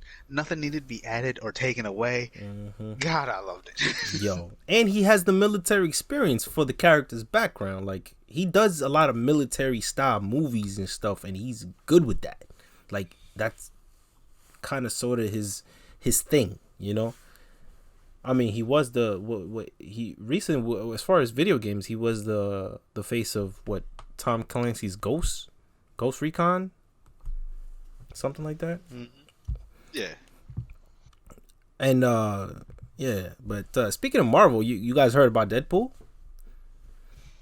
What, the third one? How they were talking about it? Yeah, it's probably gonna enter it's in pre-production, and it's probably gonna enter production by early next year. So hopefully by 2022, we should get about a year. We should get the Deadpool 3. It is confirmed to still be rated R. Lovely. So I hope that they triple down and like just have cartoonish trailers and keep saying parents, despite what you see, this movie's not for kids. listen, Ryan Reynolds, if he's proven anything with Deadpool 1 and Deadpool 2, is that his marketing genius is unfathomable, because all the shit that he marketed for those movies was hilarious. Even the bullshit PG-13 version of Deadpool 2, that Christmas story shit, I saw it. That shit was still hilarious. At least the new segments with the guy from Ferris Bueller. I'm still a little iffy of them putting that in the theaters, but it was an interesting test. I can't deny that. Yeah, I mean, look, I don't even know what to expect from a Deadpool 3 story. Like, I didn't know what to expect from the first two. Like, I know it's not 100% of the books, but for what they did, for the most part, it works. They actually explain Cable while tiptoeing around the most important aspect of him, who he is. Yeah, well, like, I'd say like any Deadpool movie is going to be a hit simply because Ryan Reynolds, when he gets into that character, he's 100% Deadpool.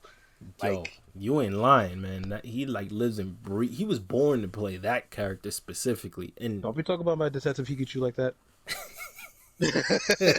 I admit the entire time I was watching that movie, as much fun I had was I'm sitting there. I know it's supposed to be Pikachu, but I know all I hear is Deadpool right now. Making it worse. Imagine Deadpool in a world with killer creatures that he can train under his command. Listen, I already can see like some of the dumbass jokes that they could put in Deadpool 3. And one is like Deadpool is on an urgent mission. He's got to be there, but he stops and wastes time at a crane machine to get this Pikachu plush. Like, he's gonna go in on all the MCU characters, on even on Disney. They already did it in the Christmas special, because that shit was hilarious. What he did with Colossus in the second movie about constantly going by the X Mansion and never seeing X-Men. I don't know if he's gonna be in New York and bring that up about the Avengers and everybody, and they either just all happen to walk by, or Doctor Strange over a portal like close it. I mean, they could do that because they do own Fox now, so they have all their character rights back. So technically they could, but I need fresh X-Men. I definitely need, if anything, X-Men from the MCU when it comes. I need the proper representation for my man Cyclops. We already got Wolverine, and yeah, he's probably gonna be recasted because this guy says he's done playing him. But I need a proper representation. Fox did not give me a proper representation of my man Cyclops and everything tied to him. Shit, Deadpool's Cable was dope. Alright, look. So there might be one movie where Cyclops did have proper representation. Which one would that be? I forget the name of it. It was the one with the sucky Deadpool. Where we don't talk about that. X-Men Origins. Yeah. So Cyclops was a high school that was running scared and crying. That reminds me of the comic book Cyclops very fervently. So you're a dick, nigga. I'm talking about adult Cyclops. Get the fuck out of here with that shit. What's the difference? Whiny little bitch at 14 or 45? Same thing. Hey. I prefer to go the X-Men Evolution route, where he blasted the bully at point blank range to the point my man did a full flip, and somehow he's not dead. Kid cartoon or not, I don't know how that guy didn't get no injury besides a concussion. Yeah, remember, kiddos. Cyclops was right. When Cyclops says, "Look directly into my eyes," you might want to start praying. Just feel worse. What do you mean Cyclops is right? When he killed Professor Xavier? When he did a lot of shit after he killed Professor Xavier. In his defense, Xavier is not always right. And he's a very big liar, so you gotta pay his bill and his dues sooner or later. Look, Xavier, he does evil for the greater good. Either that or his pants. The thing in his pants. Be it that he stole your pudding cup or he wiped your parents' memory so they would never know you existed. It's all for the greater good. At this point, for the X-Men to be, well, back on the big screen, I just wonder one thing. I know it's not going to be 100% like the books. Most of these MCU movies aren't, but at the bare minimum, we'll at least get a quick overview of these were my original 5 X-Men. Even if they're not even there majority of their movie, you can just have Cyclops and Jean and the rest of them not pop up into a whole different movie. I just wanted to bring up, these are the first 5 who've been with me through thick and thin, and this is present day. Well, just a bare minimum. Just a bare minimum is all I'm asking. Well, there is a rumor that I did hear about a particular X-Men showing up in Captain Marvel 2. This particular X-Men is Rogue, being the antagonist, being the villain of the movie. Now, I will pay to see Captain Marvel get her ass beat. What did Hawkeye say in Endgame? No. Don't give me hope. No. Nothing against the lady who played Rogue in the original X-Men movies, but once she pretty much had, well, I don't know. Despite we all know Zordon abilities is her main power, the one she's normally displaying is, Superman syndrome. And it is opted to never bring it up. Don't tell me now they're going to try.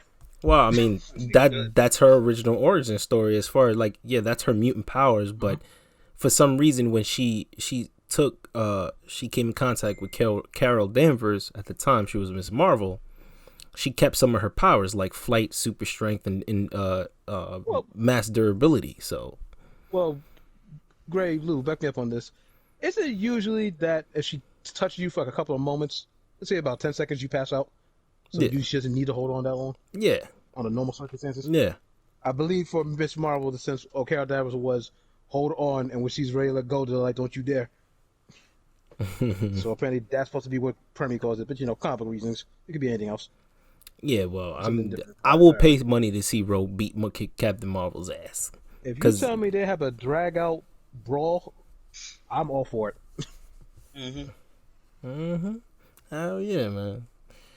But it's interesting. Marvel is doing a lot of interesting things as far as their MCU content is concerned.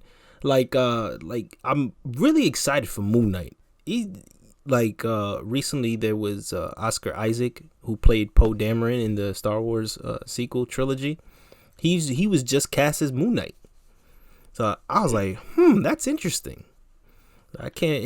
He's a good actor too. Moon Knight has always been an interesting character to me because I've never understood him, and the few times that I've tried to dive into his story, I remember when I was first reading about him, I just saw white suit, moon symbol. Okay, I'll go ahead and read about this guy, and I'm like, all right, what type of hero is he? He looks Batman-esque. Does he have superpowers? He does, but and it was I was looking at it, I was like, why are they talking about this cab driver? Oh, the cab driver is picking up the guy in the suit.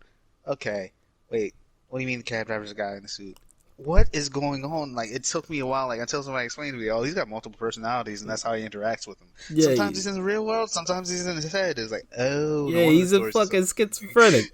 This shit is crazy. So I'm curious to see how they portray that. It's a damaged mind, but also, being blessed by the Moon God, because that was a retcon, the whole Moon God thing, and he gets his abilities, and of course he's wealthy, so it's kind of Marvel's version of Batman. You can consider that'd be the most basic definition of him. But well, hold on. One of his personalities is wealthy. The other one would be more like Rorschach. He's just hero 24/7, no money, no paper trail. Yeah, and he's brutal as fuck. That's what I'm curious to see, because he does kill people. He's even tried to take out the Avengers himself. He almost succeeded too. Yeah, he definitely got his mind. My only 2 references for Moon Knight is in the regular 616 universe, a team up with him and Spider-Man. and the alternate universe where they made him in their personality in order to get good with the Kingpin. Problem came is when he came with the crew to, all right, initiate the plan. He was still his other persona, so he didn't switch back to everybody. Wait, is he? He's completing the persona of the one fighting us. And he knows all our abilities. Shit. Yeah. But this opens the door, because we already got Doctor Strange. We already got Moon Knight coming. We got Blade coming. And they just also announced that they're doing Ghost Rider. Johnny Blaze Ghost Rider for the MCU. I guess they're redoing it, rebooting it, recasting, whatever the hell. I can't wait to hear about the recasting for that. Hold on, I just realized something. So, like, if they're doing a Moon Knight, there is a small part of me that would love to see Moon Knight and Punisher interact based off of a conversation they have in the comic books. Because, like, Punisher walks up and is like, hey, Moon Knight, still insane? And Moon Knight's like, yeah, how's it going, Punisher? Family still dead? Wow. And he didn't pull a gun on him? Technically, Punisher started it. Technically. No. Remember he said, you put him down, you put him in jail. I put him down, they stay down. Yeah, for his track record, he's not lying most of the time. Yeah, but also, you got to understand what they're trying to set up. They're setting up the Midnight Suns. Like, I can't wait for that. They could do a Ghost Rider movie that everybody gives, I wouldn't even say good, I wouldn't even call it great, that everybody says, good job. At the bare minimum, I'll have faith in that. But until then, I need to be wild. Yeah. But hopefully everything goes to plan. Absolutely.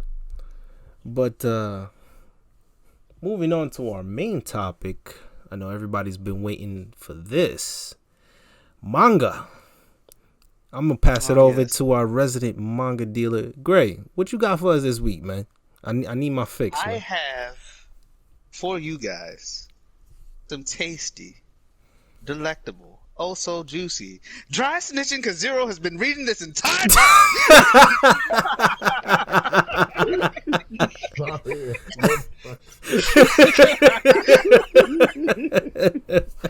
This cannot be a continuing thing. The only we gonna meme this motherfucker. We gonna meme this motherfucker as many times as possible until you participate. I was participating earlier. It just was an update. Yeah, for the boxer and Weak Hero. And so as y'all were going in on your movie topics, I was like, oh, let me go ahead and read, and I'll let Sleepy talk about the boxer. No. We agreed to do this podcast so that we would all talk about certain subjects one another, and like the conversation keeps going from like 4 people interacting to 3. So like you will be thrown under the bus continually. All right, great. What you got for us, man? Give it to me. Well, since Zero brought it up anyway, I guess I will start with The Boxer. Now, Boxer, I have my information straight now. The author is Jung Ji-hoon. He's also the artist. And it is published by, I think it's pronounced Naver Webtoons, Naver, and Line Webtoons. Now, as the title suggests, The Boxer is about a boxer. But it's not until a little bit later. It starts off as being a story centered around a character named Yu. Just YU is his name. He is what seems to be like, at first it seems like he's autistic because he's very basically emotionless, and it shows him in school getting bullied by this asshole kid that's an aspiring boxer, and like he's beating up on the students that are much weaker than him, and like when Yu's being bullied by this guy, he just doesn't even bother to dodge any, and I mean any of the punches that are thrown his way. And like it just so happens, like while this bullying instance is happening, this famous boxing coach that's there prospecting the bully because of his punching abilities, he's watching him bully these kids because he doesn't care what the kid does. He's only looking for, like, you know, a nice boxer to raise up and make the next grand champion. He sees that Yu is actually like seeing this guy's punches come, staring them, and then bracing so that like it doesn't hurt as much. So like he goes down and he asks him for a quick conversation. He's like, "Why didn't you dodge those hits?" And he's like, "Yo, it saves time. They hit me, they get tired, they go away." End of transaction, basically. And like from here, you get like a good picture of Yu's life, why he might be how he is. Like when he goes home, it's dead. like He's dead. Stoic and dead. Come on. yeah, basically. Like it's a 1-bedroom apartment with a kitchen. There's no parents there. His bed is like a mattress on the floor with I don't even think it's a blanket. It's like or like he tore a curtain down and was like, "This will do." And like I think outside of that, he's got the saving grace of having a cat there. Like he's got a small form of a companion, but like it looks like it's just him, and like that's not normal for any high school student. Like, he's a step away from being homeless, and like it's just a clear picture. His parents aren't there, but again, the boxing coach K, he convinces you to go ahead and fight his bully in the ring and actually, try show off his skills, and he handedly destroys this man. Like. It's not even a competition. This dude is like, yeah, I'm going to just punch him in the face. Like, that's how I'm going to start off. I'm going to just go ahead and do like I normally do. And then, like, there's a panel that just shows most of his head missing. Like, there's a fist-sized hole in his face. And then he wakes up in the hospital and he's like, did I just get punched? What happened? And it's like, you've been out for 2 weeks, son. So, like, the story just goes and like follows his path on like becoming a boxer. And like at first I thought the story was just gonna go ahead and focus on the fact that like he's got good kinetic vision, like he can see any punches coming his way. He's got like some godlike eyesight. But apparently he's also got like just amazing boxing ability, because for his very first fight, the only thing that he's done is weight train. He's done running, he's done push-ups. He's not actually done any sparring or gloves or anything. He just listened to what this coach said. Now, mind you, I don't think I emphasized it. The coach, his only name is K. He's like a world-class boxing coach. Everyone that he personally trains ends up getting a world title and holding on to it for a while. They become a monster in whatever weight class. And right now, K, he is prospecting people to go ahead and rule over every single weight class, which by real-world standards is like not something you can find, because you got to go from lightweight, welterweight, middleweight, heavyweight, super heavyweight. Like, isn't that sort of like how the divisions go? Yeah. You're not gonna find a boxer that can cross all those boards. Yeah, it depends on the boxer's physical attributes. They can buff up to a certain weight class. There's a minimum standard as far as boxing is concerned, but not everybody can go from like lightweight, lightweight, featherweight, all the way to fucking heavyweight. I was about to say, I think I skipped over featherweight, because like featherweight is like I think the lightest, max 120. Yeah, it's impossible. Like the heaviest you can be. And then, like, for super heavyweight, what is that, like 280? Yeah, something along those lines. Yeah, like, unless he, like, just relinquishes the lower titles and focuses on the heavier ones, like, it's not going to be a thing. And even then, that's a 160-pound swing. But, again, we're in the world of, well, in this case, webtoon, manhwa. So anything can happen, but, like, it is a amazing story to see that, like, this kid... He puts the training in, and he ends up getting like not a 6-pack, not an 8-pack, but one of those anime 28 packs. Like he's got abs on the front, he's got abs on the side, he's got abs creeping around up his back to his neck, and he's still dead and emotionless. That's the scary part. Yeah, and like, well, there's a small portion of him trying to show emotion, because like his coach told him to go out and have fun, and he was like, "What the hell does that even mean?" And like he plays air hockey.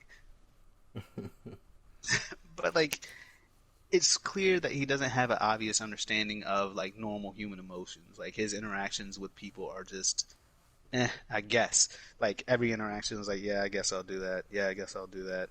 Like I'm positive if his parents didn't even instill him, you need to eat every day, you need to go to the bathroom, he would be like dead in a corner sitting in his own filth. Like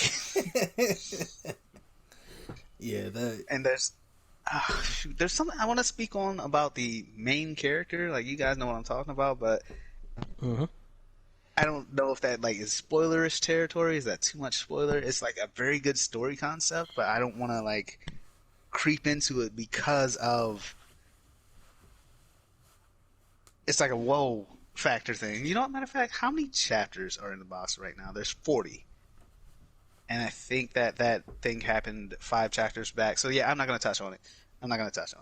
I'm blown away by it. But in like 35 chapters, they do something as far as story development goes and world building that I say is a genius move, and it gives the author so much ability to move around with the story. He's not forced to focus on the growth of one character anymore, and I just love it. I'm not going to give away what happens. You guys are going to have to read it. But like, Yeah, absolutely. like I said, publisher is not. I don't know how to say it. It's either Naver, Naver, or Naver. I don't know how they pronounce it, but Naver Webtoons, and the other one is Line Webtoons. Yeah, And it's definitely amazing story. Yeah, it's definitely a read worth a read for sure. What else you got for us? All right, the other thing, Monster 8 or Kaiju no 8, and this is a Shonen Jump one. Oh shit, I forgot. Did I say the author for the last one? Jung Ji-hoon? Yeah. Yes, you did. Yeah, so the author and artist is, again, might be slaughtering these. Well, one name I'm not going to slaughter. These but the poor first one, names. They're so. But another surname is Matsumoto, but Naoya, Naoya. I don't know if I'm saying that right. Yeah, you got it. You got it. All right, so Monster 8. The story centers around it's a world where they have kaiju giant monsters that come and basically wreck the place from time to time. And like either they're just destroying things with wild abandon or they are targeted attacks. This is something that's covered in the first chapter, so no spoilers. But it centers around the main character, Kafka Hibino.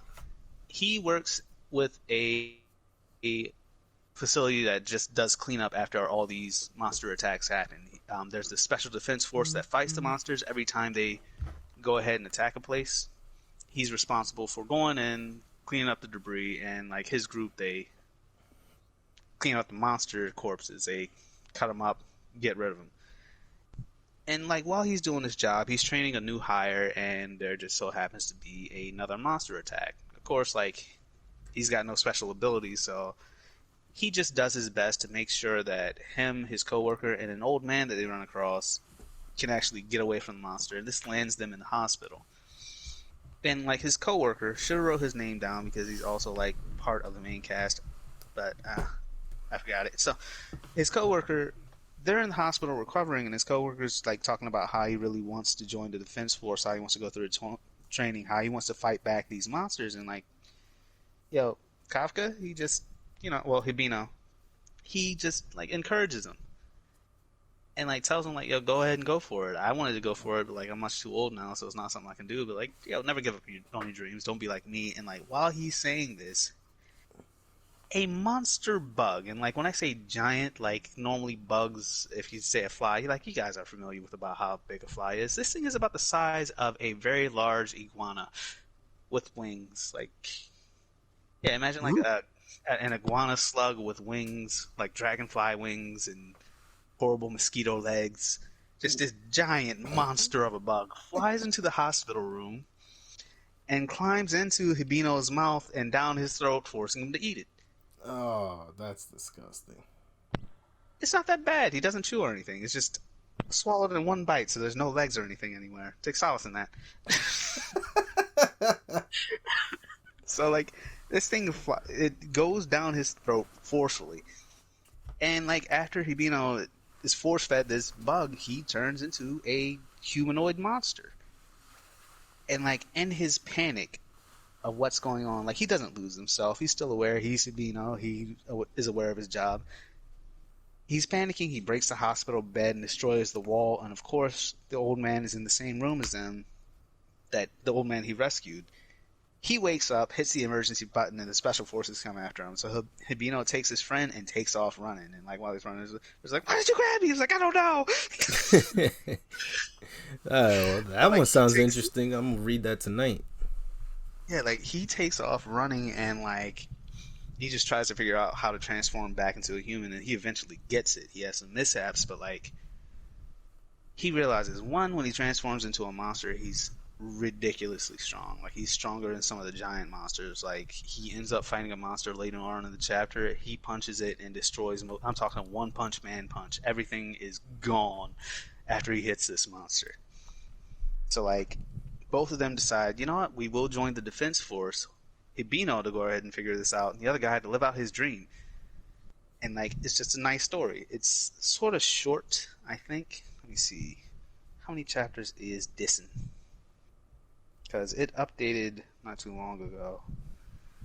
I gotta search through my massive library. I believe it's 8 chapters. Nope. Name of the manga is Monster 8. It has 18 chapters. Wow. I was off by 1 digit, god damn it. Technically 10. Smart ass.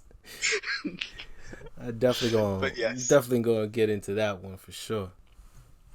Yeah, that one is quite the good read. I've been enjoying it so far. I want to take a step back real quick. Sleepy, is there anything you wanted to add to Boxer? Because I remember you were the one of most one who was like, I can't believe you like gave me this, and we're not going to talk about it. No, between you and Zero, constantly look at the Boxer, look at the Boxer, look at the Boxer. This is my payback. But nothing really I can add to it that won't be a spoiler, except I'm very surprised the way it went. It definitely is not the typical story I know to be about a boxer. I was expecting something more along the lines akin to either, say, History Strongest Disciple Kenichi, or even Eppo. Hell, even something close to Baki. But the way you start selling, the way the story goes, I got more than a bargain for it. I'm loving it so far. I hope it just continues to get better. Like I said, what happens where like they talk about the protagonist and antagonist, that thing was genius writing. I think the best way I'll put it is, story similar to this. I guess average or below average teenager gets themselves involved with a whole world they didn't even know existed. Usually the first fight's supposed to be, very memorable, of how they either suffer themselves for the first time, or later smack down someone who's really deserving of the receiving end. Mm-hmm. The way because of how odd you is when he does it, whew, I think it'd be comparing Spider-Man uses powers the first time to defend himself to the Punisher defending himself for the first time. Be the best assessment I can give. That's the best assessment I can give. That's not a spoiler. Yeah, that is a very good assessment, because like I will say the very first fight that Yu gets into in the ring, his opponent is known as like the rookie killer. He's known for like taking newbies and crushing their hopes and dreams. He leaves beaten and bloody. He has the charisma and the mannerisms to boot about, I've been doing this for a while. This is my thing. If your first time here, you're definitely not going to forget about me. Like, yeah. They sold them well. They sold them very well. They did an amazing job. All right, so I have one more manga. Ooh, one more. Again, I am going to butcher most of these names. Publisher, Shonen Champion. That's really easy to read. Name of the manga, Togen Anki. The author is Urushibara Yura. Think I got that right. What's this one about? Alright, so the main synopsis of this manga, the very first couple pages, opens with 2 guys fighting each other. One has a severely injured eye, definitely going to need an eye patch for it. And he's telling his friend, come on, it's not too late, you can just come over to this side. And then like the other guy, he's holding a baby, he's like, nah, I'm definitely making the right decision. And then cut to our main character, Shiki Ichinose. Yeah, Shiki Ichinose. I think his first name is just Ichinose, and Shiki might be the last name, not sure. Or, no. I think it's Shiki's his first name, and Ichinose is the last name. That's the main character. He's on the phone chatting with a friend, talking about how he smacked some people up in school, and he doesn't regret getting expelled, because he probably wouldn't have lasted at that place anyway. Now, mind you, the imagery for this, because it is important, is he's got a bunch of guns behind him on the wall. Now, they're not real because, of course, Japan. this kid is an airsoft mechanic and more. I mean, he's an airsoft maniac, and he's more along the lines of a gun maniac. He's just absolutely in love with firearms for some reason. That's not something to read further into. He's not like some insane kid because, again, shonen manga. And continue. His father, Shiyoshi, which is obviously the dude that was holding the baby and left, he bursts in and like starts yelling at him. He's like, "What are you doing home from school already? Did you get expelled again?" And of course, so like it's just established on the line that this kid is not exactly a delinquent, but he's not school centric. And like he's yelling at him, telling him like he needs to get his shit together. A phone call comes in, and he's like, "Oh, we have another beer delivery." And like they established, oh, they have a store together. It's a little family. They have a store. The son's got a couple of problems, but they're functioning and functioning better than most people. And like you get to see them interact for a little bit. They have a small heart-to-heart. Shiyoshi tells him like, "Look, you got to get this school thing down because if you're gonna have a good life, like I can't take care of you forever, and you can't depend on this shop because it's not making either one of us rich. You got to do something better with your life." And he's like, I will, taking this word to heart, not just saying I will to get him out of his ear, but like it's more of he leaves in a huff to go do the beer delivery, but then like he gets this sullen look on his face like, yeah, I do need to get my life together. I don't want to keep making my dad upset.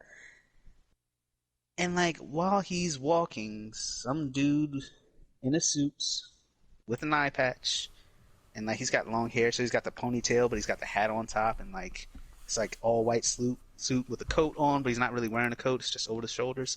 Slick like comes up and like starts using this black shadowy moving shit. And is like, I'm here to kill you. And the kid's like, what? Now, mind you, at the same time, as I'm reading this, I also go, what? Because it's out of nowhere. Mind you, this is like 15 panels in. Like, they didn't waste any time. They gave you a hint of a flashback, showed the dude come back, and then he's like, yeah, I'm here for death. And it's like, why? And then, like, further blown away, this dude gets slammed into a wall from a car, just smashing into him on purpose. Like, it's definitely on purpose. That car could have swerved at any point in time, hit the brakes, none of that. Just slammed this dude straight through a wall. And it's his dad driving the car. He's like, get in! So, like, this is the part where the shonen manga part kicks in. The action's starting up. So he gets in the car, they drive away, and he's, of course, kid's like, Dad, what the fuck? His dad like, listen, I need to tell you some things. That man, he was a Momotaro. And the kid's like, I don't care what his name is. Why'd you run him over? So, of course, Dad smacks him. He's like, I said he is a Momotaro. He's like, the fuck is that? He's like, listen, son, you're an Oni. He's just, Dad, let's go back to the thing that I didn't know before. The fuck's a Momotaro? But basically, in this world, there are these beings that exist, and they're Oni, like basically those ogre demons that they use in Japanese culture a lot. Except for the way that these Oni function is when they're born, in their adolescence, their innate abilities will come out, and like basically their innate ability is they have this control over their blood. And like with their blood, they can amplify their natural abilities, create their own armor, and then also create different types of weapons. And like, it's not like they only have the human amount of blood. Like, what is it? Is it 4 ounces or 11 ounces of blood, or 8 ounces? Something. Like humans have a we have a limited amount of blood. That's why we can die of blood loss. But this kid, he can go ahead, have like about 15 gallons leak out and make whatever he wants, and he'll be fine. So like his dad is explaining like the dynamic. The Momotaro have always spent their lives hunting Oni because they see him as a threat. Now Oni aren't always a threat. Some of them they can like control their powers fully, but the other ones that are a threat, they get their powers and go insane and just are killing machines that attack at random no matter what it is. And like the Momotaro's abilities, I haven't gotten it fully explained, but they can go ahead and manipulate these shadowy things. And like, again, sort of like the Oni, they can augment their strength with these shadows, and then they can make whatever they want with the shadows. Like when this dude that was hit by the car that I was hoping, well, I thought was dead, shows back up again, slices the car in half, and like uses these shadows to create like a spider web and puts Shiki onto a wall with him and like is getting ready to kill him. His dad shows up with his own shadow that's like a sort of like Ichigo's from Bleach, because that's the shape that it looks like, or like a giant butcher knife. But like he's got a sword and he's fighting this guy, and the dude that he's fighting is just like, yo, you need to just let me kill the kid and things can go back to normal. And he's like, the kid's innocent, I won't let you. And then Shiki gets the shonen moment where he gets to watch his father get stabbed through the chest and fall over limp.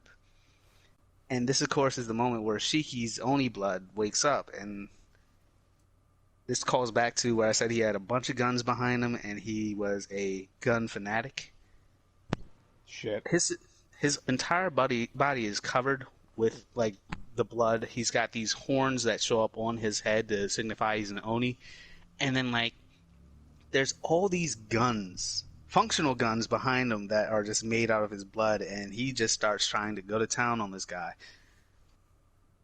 And like the one thing that brings him out of it is Shiki's dad actually isn't dead. He like tries to get control of him, but like when he's having this actual heart-to-heart with Shiki, trying to get him under control and come back to his senses, which he does, bad guy does what bad guys do. He stabbed his dad in the back and kills him.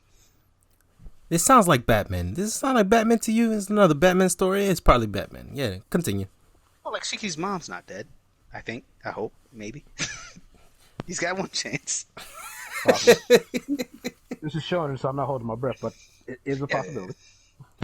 The only thing that doesn't happen in shonen is like the main characters don't die.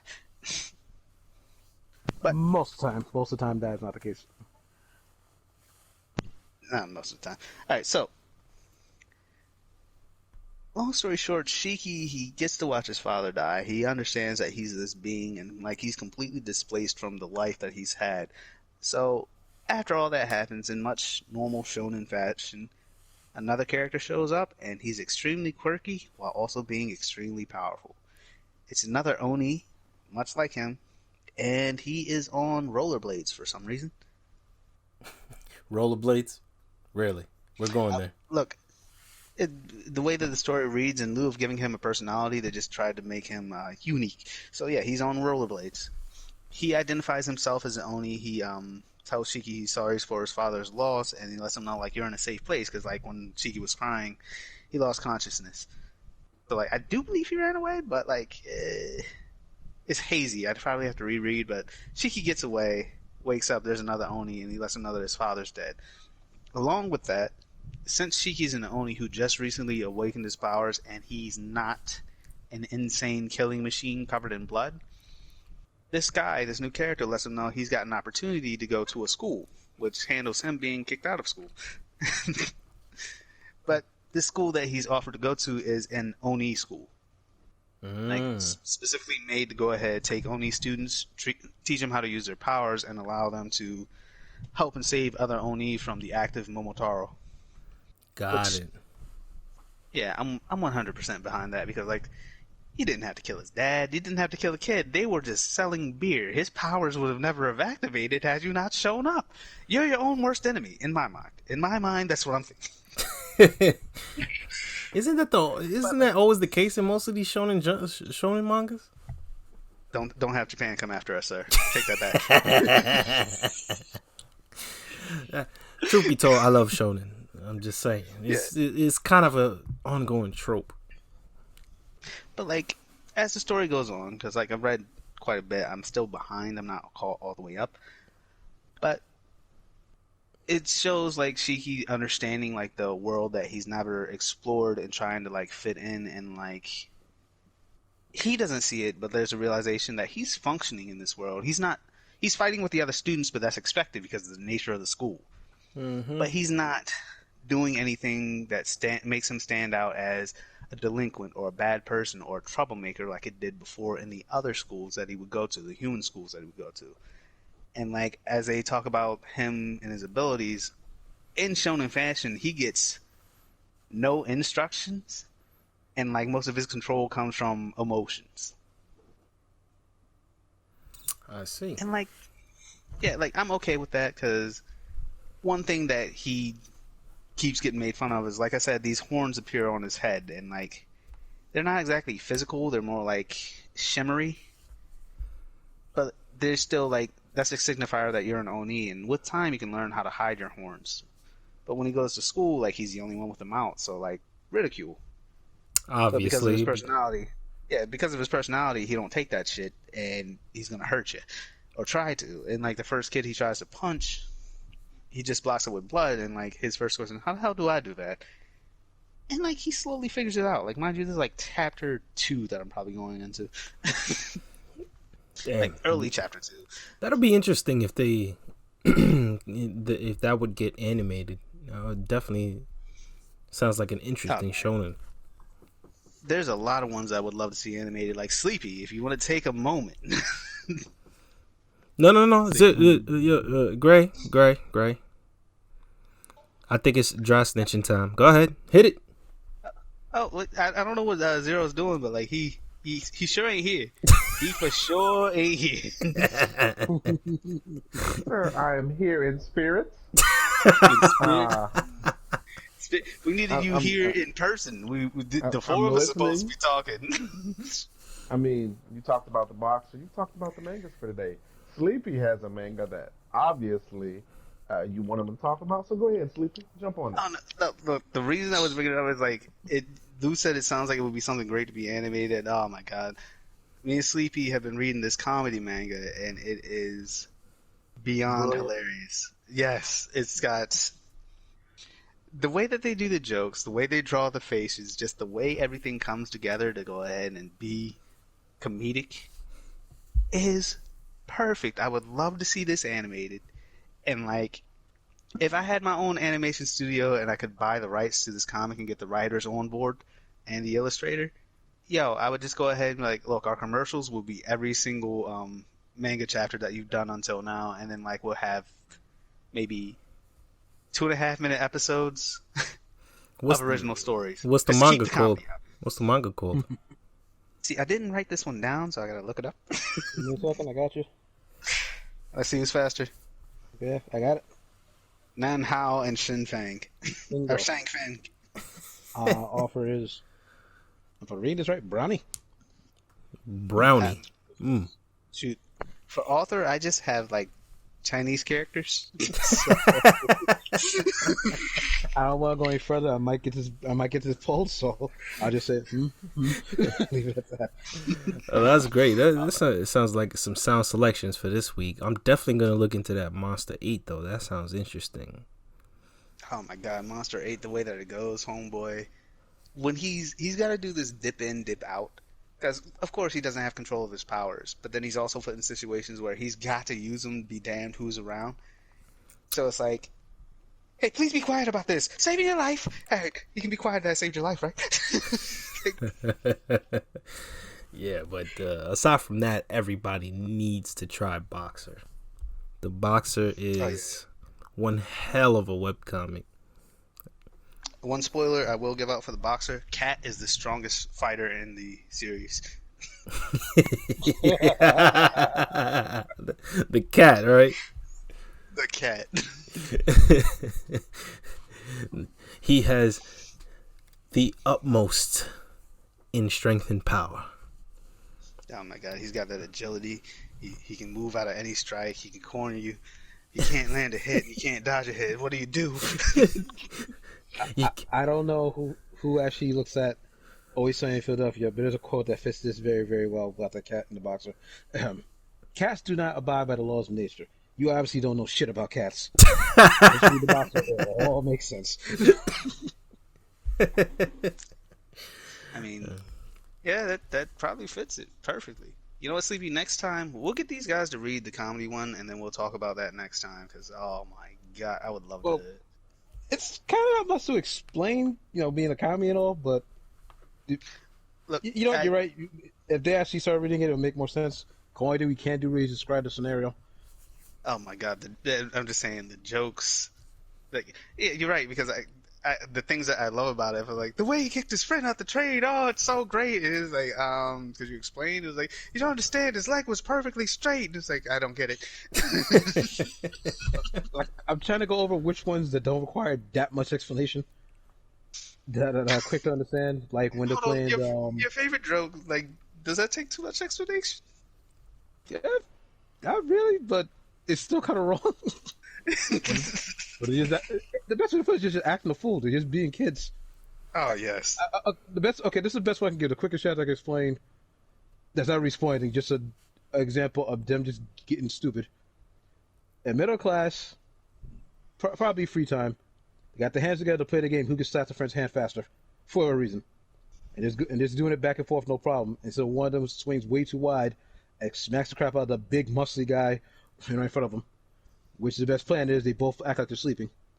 Problem is the guy doesn't pay attention to the person behind him who points towards him and says, that's your perpetrator, who immediately decides to put him in a headlock. Yeah, like he shouldn't have made it out of that school building that day. That man is a perfect. Just. Yeah, well, I'm definitely gonna check out that comedy one for sure, and I hope everybody will check out our recommendations. Gray, list them out one more time. List them out. Let's see. We have The Boxer. Publishers are Naver Webtoons and Line Webtoons by Jung Ji Hoon. Then we have Monster 8 or Kaiju no 8. It's Shonen Jump one, and it's by Naoya Matsumoto. And then the last one, again, might be butchering this, so I'll spell this one out. Togen Anki, so Tougen Anki. It's a Shonen Champion one. And then, like, the comedy one, I'll just do that one next time. Like, you guys have to read that one. You have to read it. Well, give the readers the name so maybe they can understand, what you guys talking about. All right, let's see.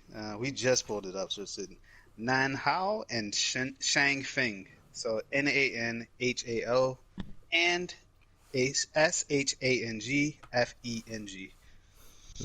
By author by Brownie, not an actual brownie. Yeah, like for now we'll say that. I'll have the actual author name next time we do this, because I'll go over this one. We can talk about it. But right now, for author name, I just have Chinese characters. Why? You can't read Chinese, man? No, I cannot.